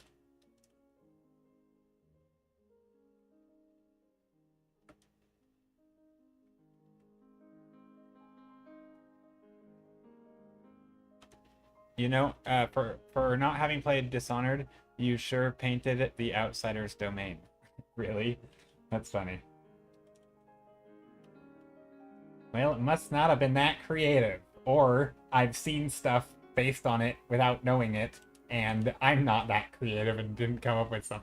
Not, I mean, let's be real. I don't think this is that novel of an idea. It's basically just a big purple glowy crystal area that has, like, so it's funny, once I made the lead into this, so earlier on, here, let me show you the thumbnail. This was the, oh, that wasn't the thumbnail. This was the thumbnail. Once I painted the lead into this, I was pretty certain I wanted to make, like, some sort of rickety old pathway. And so I pretty quickly, you know, I found some quick references. I'm like, what if this pathway were this? And so from there, I haven't really changed anything. It's just kind of, that's what it was. I took this thing here and a rickety pathway and, like, smashed them together. Not exactly game breaking. Not exactly game breaking. But no, I think it's cool. I feel like there could be a lot of rendering on this thing and a lot of, like, shape design and just really making it look nice that I haven't done, but I think for this, it'll work. For what it is, I'm having fun. But it is funny that it looks like a place. Here, what was the place's name? Let me go and Google it. I agree, but isn't it more fun to come? It is, but I think at a certain point you just treat it as like a project, and you then would take a step back. And I mean, no, I agree. So I think coming up with a story as you work is how I like to work, but there are gonna be some stories that don't work for the composition without starting over. And unless you just want like a really bad painting, like again, bad in the sense of not story design but in illustration, in like showing the design, showing the thing and making it look good. That gives me a little bit like that approach is how you end up with compositions and narratives that don't immediately come across in the image. The idea might be awesome, but the image wasn't built around the idea, right? And so that doesn't. I'd rather build either the image around the idea or the idea around the image. I feel like you've got to do one. But just adding a random thing to this, like, I'm going to add a dragon, and now I'm going to add, like, the Green Goblin's going to be in here. Like, there might be a narrative in which the Green Goblin, on his little hoverboard thing, makes perfect sense. But that's not going to make sense in context of this image unless we tie it together. And there may not be a good solution based on the composition, especially when we've already established a focal point. It's, could I put some nebulous shapes back here with glowy eyes, like some, creatures of the mine? Sure, I could do that, and I could probably make it work. But it's not necessarily going to be clear. I mean, again, there might be a good solution. And no, I do agree with you. It is more fun to come up with stories as you go, and that's what I do, right? So these paintings, everything I'm doing here, the way I always describe this is like the pre-painting. This is the idea sketch. This is not a thumbnail for an illustration or a thumbnail for like some fleshed out design. This is an idea, and these are the pre-ideas, right? This might lead to the idea that I then paint, right? This leads to the idea that I might paint. And yeah, maybe we do come up with the idea of like, there's a creature living here. I like that idea. And I think that would be a cool next painting to do, right? But then I would want to scrap this and just start over. And again, that would be the ideal process. But I'm on stream and I like to end up with something. So I'm kind of not going to do that. But no, that's exactly what this is for, is to do that, right? It's coming up with an idea and it's like, okay, next painting, right? If this were a concept art, for example, I would do that. I would say, oh, this is a cool idea, but now let's do another version of it where I actually show that concept that we just came up with. And let's show the creature coming out of the thing or hiding behind the thing. Maybe we even show like, people having left their supplies in a hurry, and what would that look like?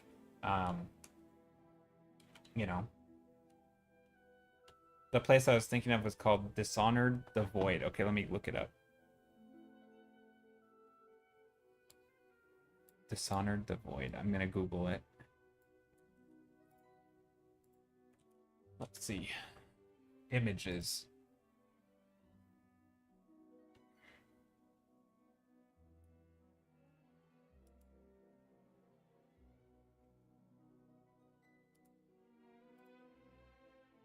Oh, that's a little bit. Okay, I can kind of see it. There's a lot of very, yeah, a lot of slate-looking stuff, a lot of broken things flying everywhere. They have a lot of like shapes like this going everywhere, just stuff flying, and yeah, it's very interesting. I can kind of see how you might see this and that. Here, this is what I'm looking at. I'll show you guys. This is what I'm seeing. Dishonored Outsider, Dishonored 2 Void. But yeah, I'm seeing a lot of this stuff. Which, yeah, you can see like old materials and equipment, but it's like some outer area. There's some rocky terrain. Yeah, very rocky path in the middle of nowhere that leads to this giant tree. Like, I can totally see the similarities. Like, this stuff, little shards of things, and Lots of yeah, a little floating island stuff. Yeah.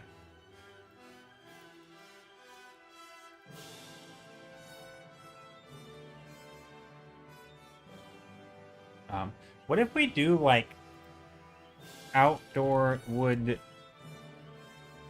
old mine cart scaffolding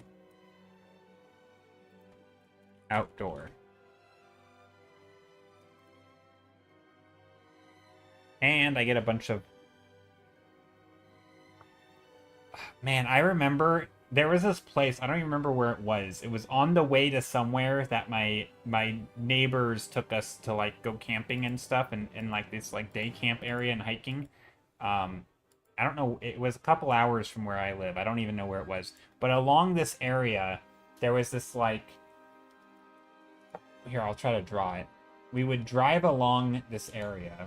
It was like, you know, kind of this very narrow road, or at least it was narrow along the side of a mountain, you know, just pretty standard like cliff area. But on this other side, so the side that basically, here, let me draw them the other way, right? You'd have the road going this way, and then there would be a cliff here, so it would fall off. So this would be the road. Our car would be here, right? Here's our car, just cruising along. This is how I draw cars. Going in a direction. Here's our car. Anyway, we would be going in one direction, like this way, you know, around the mountain bend. And on this end, there would be a big drop off. So you'd have these trees. But on this end, there was like the other face. I think there was a river down here. So the river would go like this, you know, just the river. And then on this end, there was like a cliff. But up in the trees, there was like this old mine cart, like this old railway. It was out of wood. There was these scaffoldings.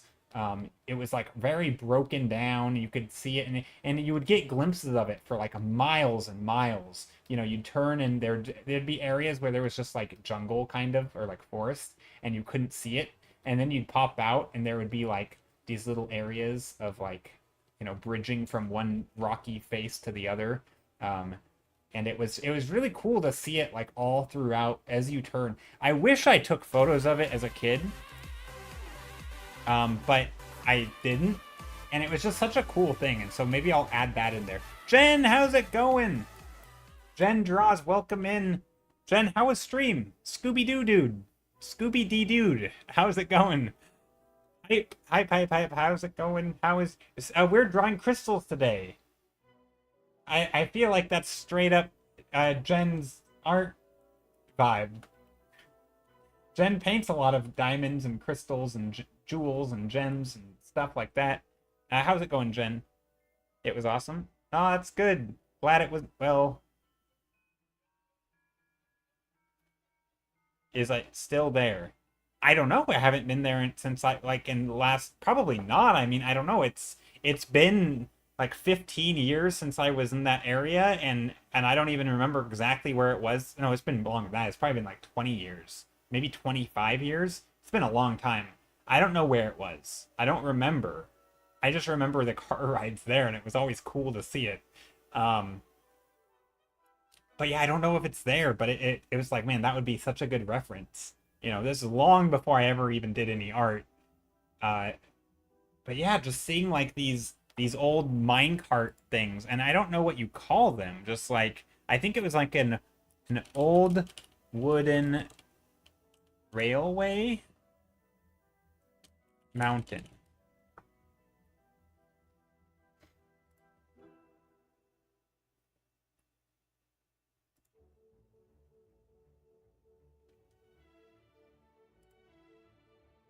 Yeah, I mean, probably it looked more rickety and more minecarty, but it kind of, whoops, let's just put it over here.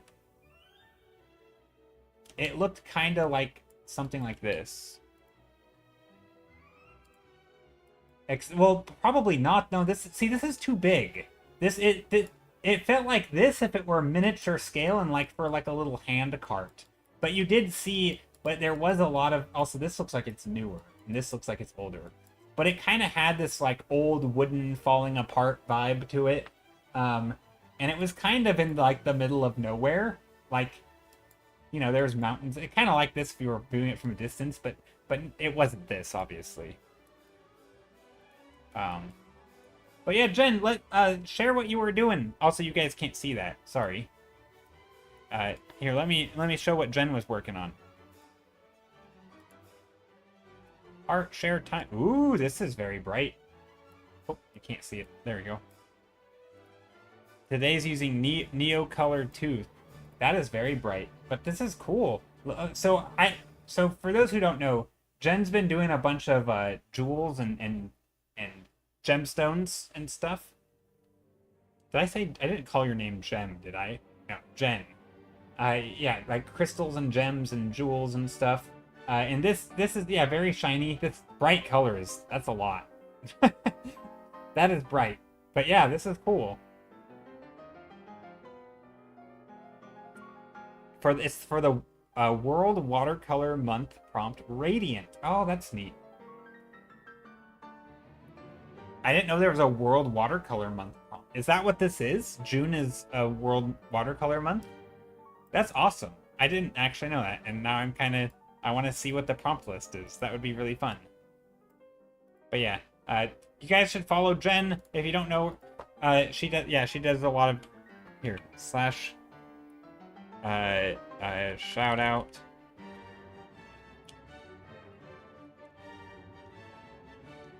Hope I got that right. Yeah. I know I hear Radiant, I think of yellow. I know terrible color to do on the street.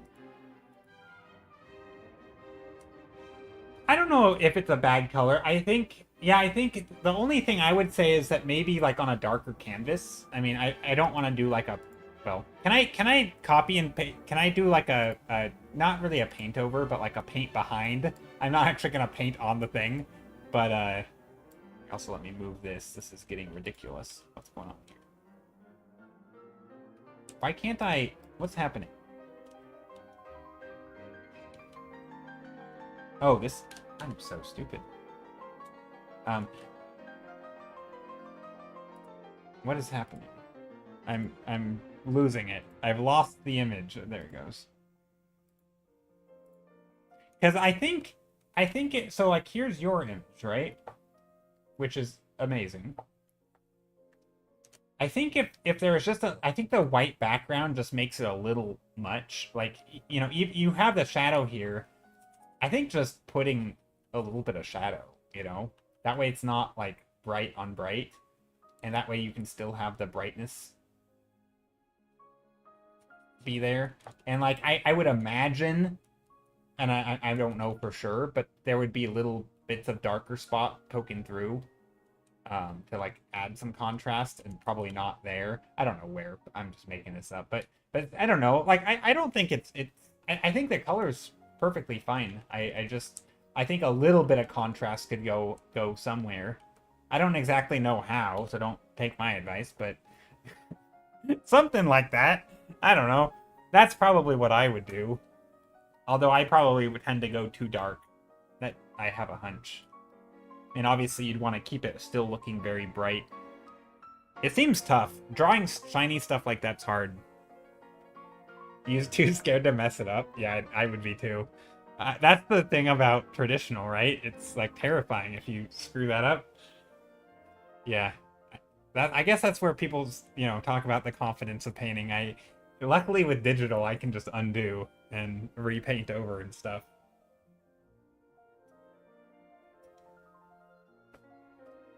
But yeah, that would be terrifying. Yeah, no undo. Although, funny enough, I actually don't typically use the undo button. What I do use is I just paint over, just as a new layer. But you can't really do that with watercolor, right? You can kind of do that with, like, acrylic or oil.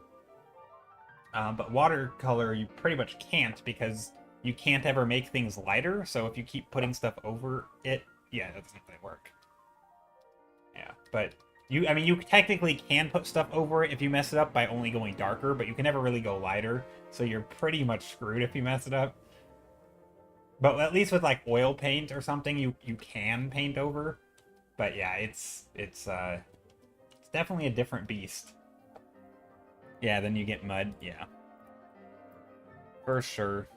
Okay, so what I'm looking for right now, I am going to look for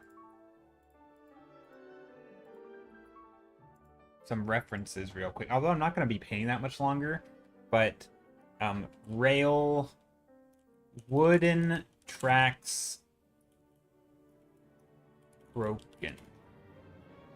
No, old wooden tracks hillside. I know that's a mouthful, but yeah, I mean, just stuff kind of like this, except again, these are massive.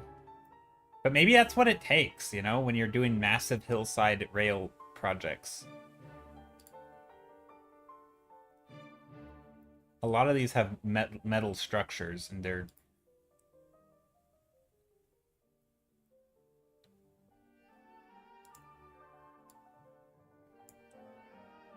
See, stuff like this is kind of neat.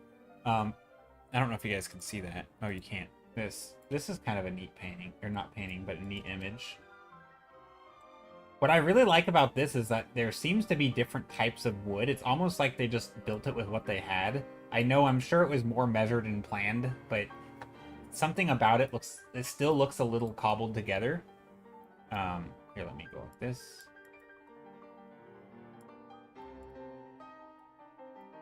Maybe a little smaller. Oops. Why can't I hold shift while I do that? What's happening? Apparently I can't do that. But anyway, something like that would be cool. Okay, let's take a look at... Oh, this is your situation right now. Let's take a look. Wow. That's cool. Nice setup. You got the thing in the front, your thing on that. Nice. That is a setup. Very cool.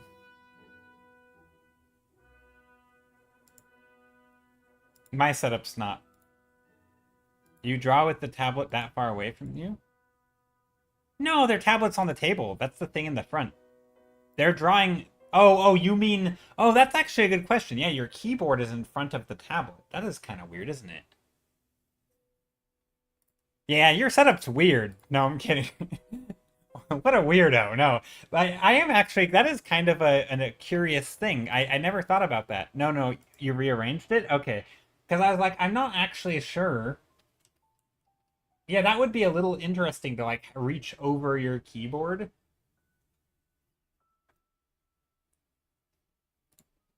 But yeah, I could see that. That is a neat setup, though. Yeah, I have two monitors, but I don't have a display tablet anymore. I use my... Yeah, I just have a pen tablet. I should say just, because I actually like my pen tablet, and I wouldn't give it up for anything at the moment.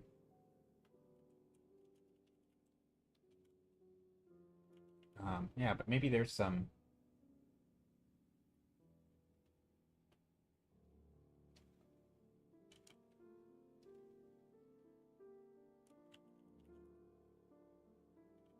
Maybe another cart up here? I don't know.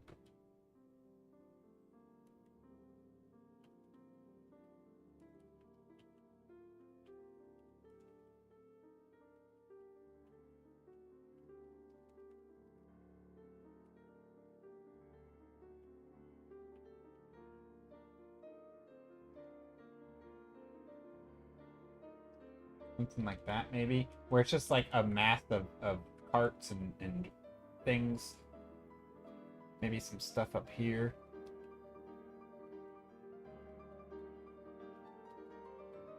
That kind of works. It's a kind of a lot, but I think it makes sense.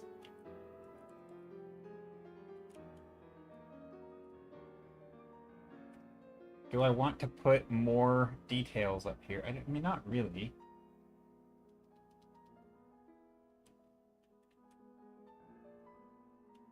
Could probably go like that.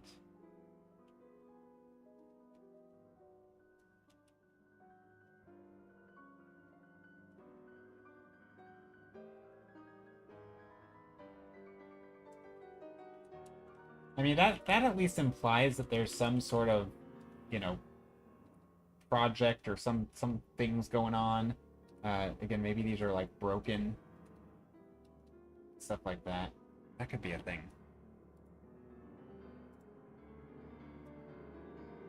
Because oh, you're in the same situation. Do you draw with the table? Oh, you're in the same situation because your table is pretty small. Gotcha.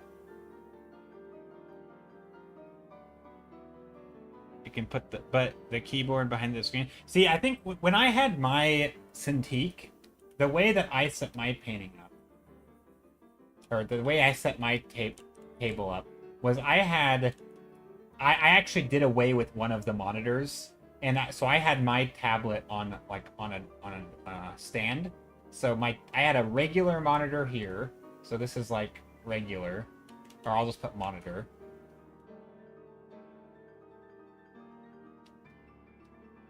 And this was my tablet. And so I had them kind of angled towards each other, kind of like you do with your two. And then over here was my keyboard, and this was the edge of the desk. So this was basically as close to the edge of the desk as I could reasonably have it. This was my tablet, and then this was my keyboard. And so I just had my hand, you know, here, and my other hand would be here, drawing, and then of course my head would be like here. But, you know, that's kind of how I had it. But I could understand not having space on your table for both of the things to be... Actually, this was probably closer, even. So it was more like that. So that's kind of how it was for me. And I would just put my keyboard there. That way they were side by side, one here, and I didn't have to, like, lean over. But, yeah, because I think I've tried... I don't think I could put my keyboard in front. That's, like, a weird... Like, your arm would have to be in front, and it wouldn't be comfortable. I don't know. That's the reason you bought a nice large table? Gotcha. Yeah. My table wasn't ever big enough. I couldn't have had my tablet laid down. That would have been too much. You've been thinking about getting an arm? I thought about it, too, when I had a display tablet. But the problem was that I'd have to buy a new table, because my current table, you can't attach an arm to it. At least not... I don't think you could attach an arm to it in any reasonable way. And so, because it's built very weird. So yeah.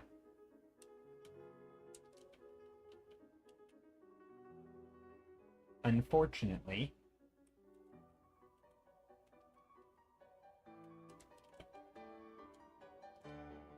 Little mine carts over here. Maybe a mine cart over here.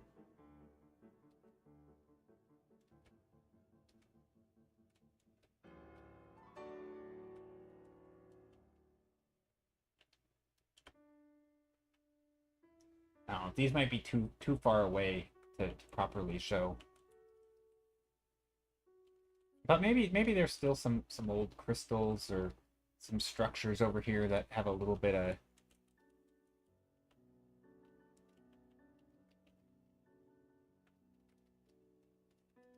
Something like that. Maybe little bits of thing. Just a bit. Just a wee bit. Some structure. Some...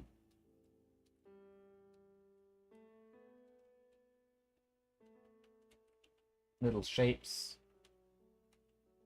I'm going to the market, BRB. I'll probably be ending, but maybe by the time you get back. I don't know. But if I don't see you, then take care. Have a good rest of your day. And if I do see you, then, well, I'll see you. What's the saying from The Truman Show? It's, well, in case I don't see you, good afternoon, good evening, and good night. So, that.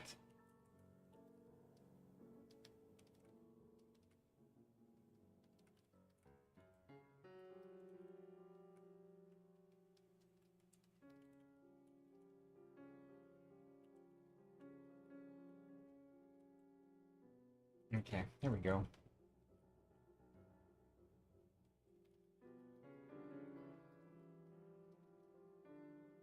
I'm trying to get in the zone with CSP freezing. Wait, why does it freeze? Oh, because of the saving thing? You mean because of it saving? Yeah, there's you can undo that. You can disable that feature.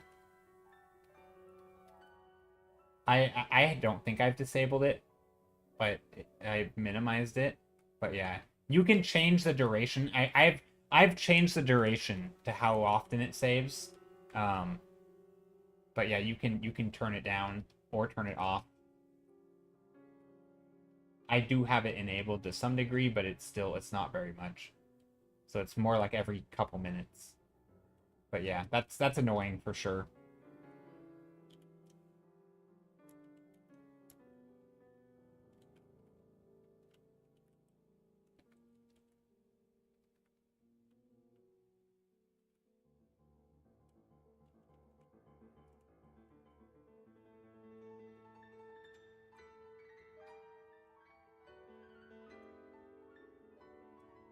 Oh, it's yours is actually freeze. Oh, it's not the autosave because the autosave makes it freeze for a few seconds every so often. Mine does that too. Okay, because it sometimes it doesn't even show like it doesn't show a loading screen. It doesn't show anything. It just literally freezes for a bit. And that's only when it's saving. You love autosave? Okay. Yeah, well, as long as you're sure it's not that, because sometimes it's deceptive and it doesn't always feel the same.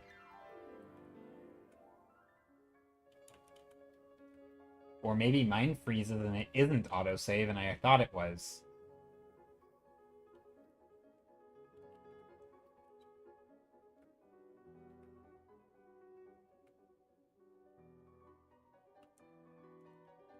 Kind of kidding. I don't think that's the case. But yeah, maybe there's some lines here.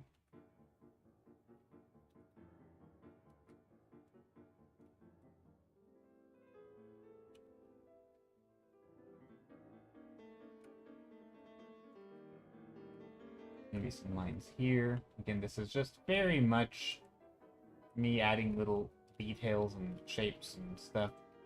I think over here, actually, we can probably put some more, like these dark occluded areas.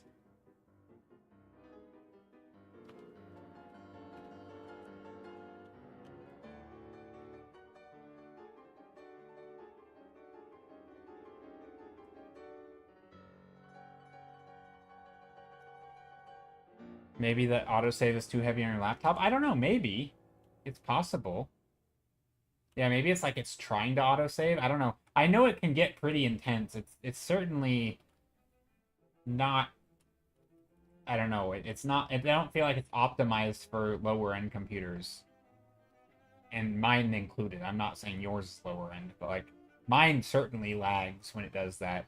Sometimes it'll freeze for 30 seconds, which is obviously a pain. But it doesn't do it very often because I've turned it down, but that is a thing.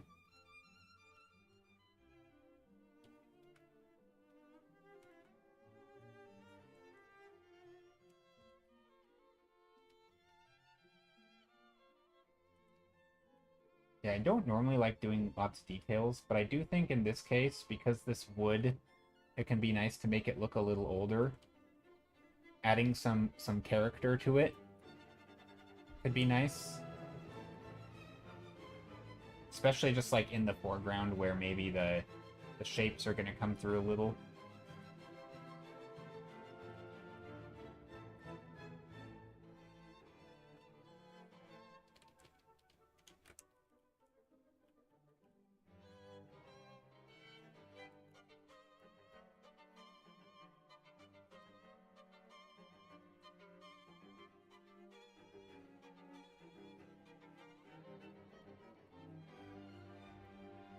It's like 5 to 6 years old. Yeah, that could be it. I think that's about how old mine is. I got an old system as well.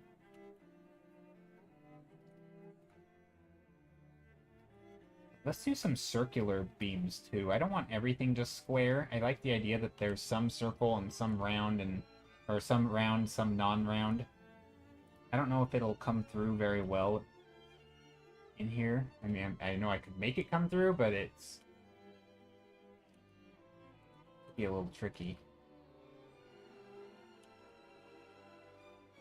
Also, like little pieces of wood going this way.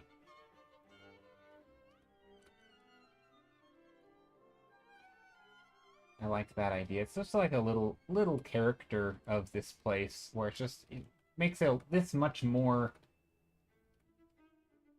you know, patchwork together kinda. I like that idea. You know, here's a box. Little crate over here. Maybe this crate has... I mean, maybe it's empty. But maybe there's a crate, like, on its side up here. I don't want to draw too much attention to the crates. They're kind of not that important. So maybe I'll make this one a little smaller. It's just something like this. Like, so if here's the crate, it'll be tipped on its side.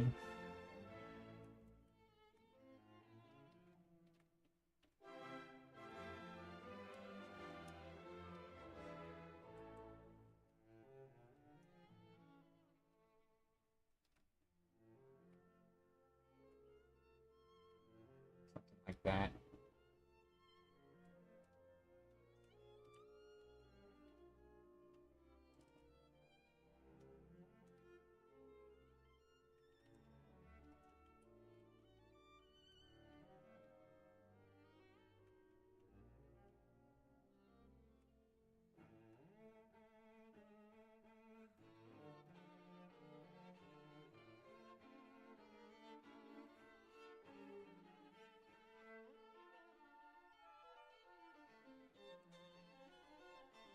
Now the question is, how much of this do we need to look good? Do I want it to look, you know, pristine? Do I want it to look... Probably not. Some of this does seem like it should be pretty clear, though.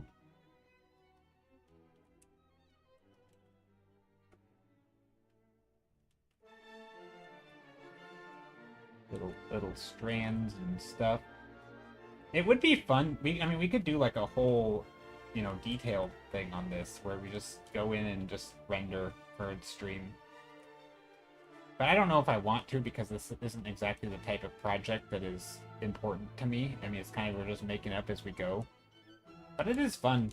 You know, there's a lot of neat stuff. Maybe we can do a little bit more like shape design back here to just, you know, make this stuff feel like we planned some of it. Or not planned, but you know what I mean. Just clean it up, make it a little bit more interesting. Get rid of some of the weird tangents that we might have.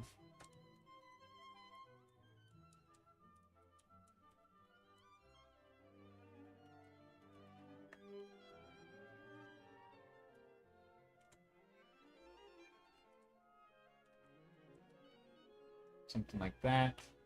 Some of these shapes can be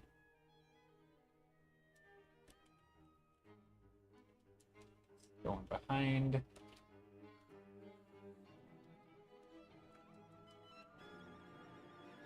I still want some stuff, like some painterly shapes, but you know what?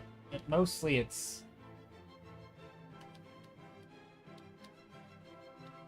Mostly I'm not trying to make it look super painterly. I just want it to be interesting, you know?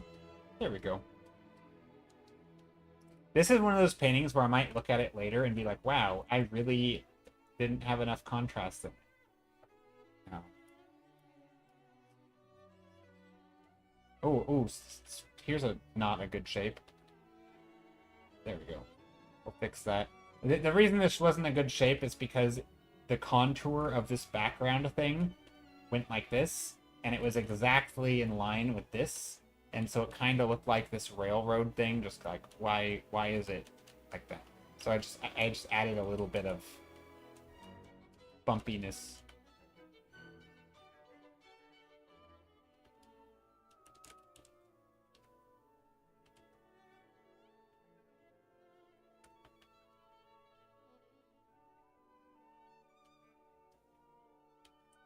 Although I do like this little bit of whatever this is here.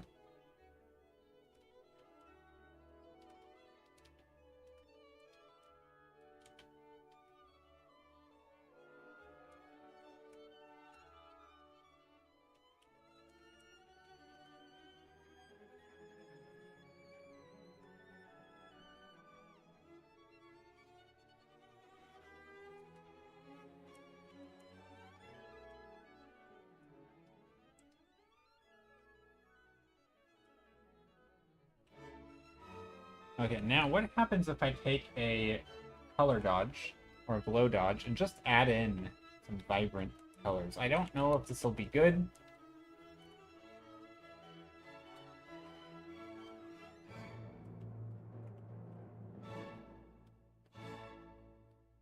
But there's something about that that could be fun.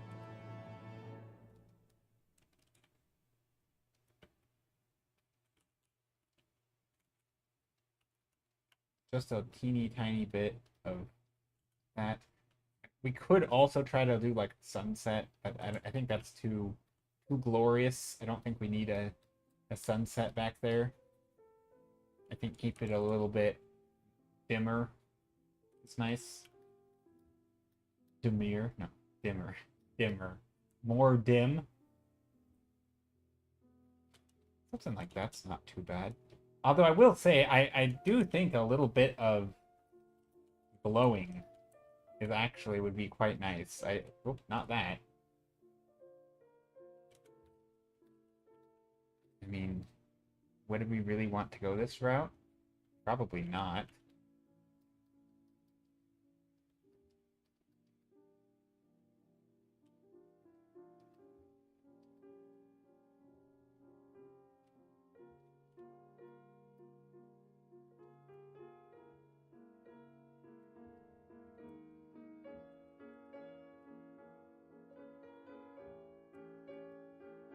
I mean, do we want that? I don't know. The only thing I like about that is it gives the initial read a little bit of like something that you almost don't even see this now because it's the contrast is sort of even more extreme. And it cranked. And it crashed. Oh no, it crashed. That's not good. Dang, that sucks. Hopefully, did it save? I know you said it was auto-saving. Sometimes, so for me, this is probably not your issue based on the sound of it. Sometimes when it's saving, if I try to do anything while it's saving, it'll crash. So like if it's auto-saving, it'll freeze, but then if I switch hotkeys from like brush to eraser, it would crash. And so I had to get in the mood or the mode of like, oh, I see it freezing, I just hands off and let it do its thing. And of course, if I wasn't paying attention and just like making random marks and then it started freezing, yeah, I might end up crashing it.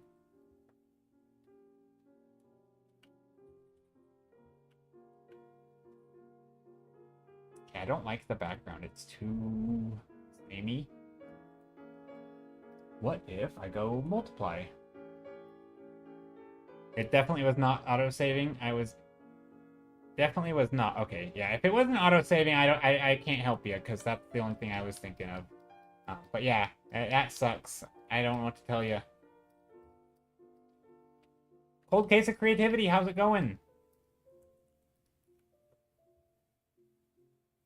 My lip was itchy.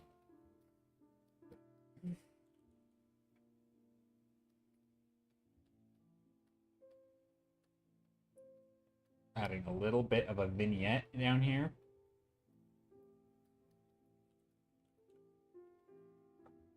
Probably do an eraser with a soft brush.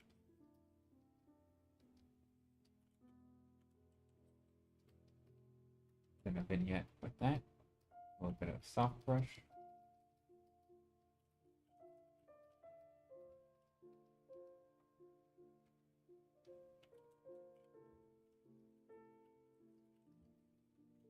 Oh, I want to go a little softer on the erasing of the vignette. There, that's something. Hey, hey Joe. Hey, Cold Case. Hope you're doing well. Avery says, yeah, my stylus flies off the table immediately when it CSP slightly pauses. I do too. It's like, oh, don't touch it. It's doing its thing. Is this just for fun, or are you doing something more with it? This is just for fun. Yeah, this is all just on stream. I like to basically go through the process of like coming up with ideas and then painting them. Yeah, I like to do stream as like its own thing, right? So if I have like a commission going on or some other work that is non-stream stuff, I like to keep that separate. I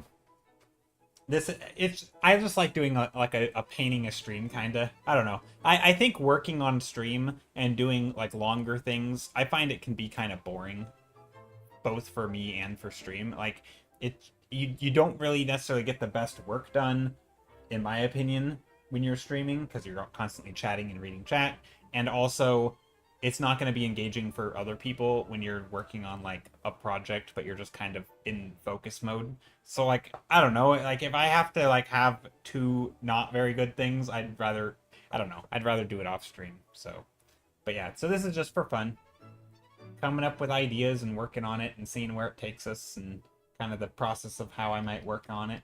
Although I will say this crate here, not looking good. It is not in a good perspective.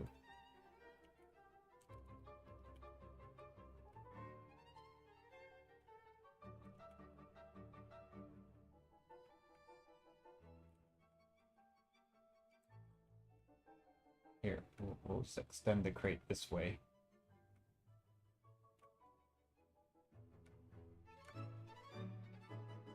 There, that's better.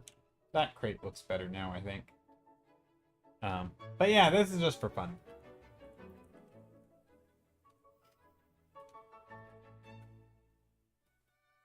You're back. Welcome back. All right, I'm ending. I am ending stream here in just a few minutes. Yeah, never highly productive while streaming. I get that. Maybe it's the starting point, and you will refine it off stream. So I do typically do that. I try to have a painting that I'm working on off stream. I've done that for a long time.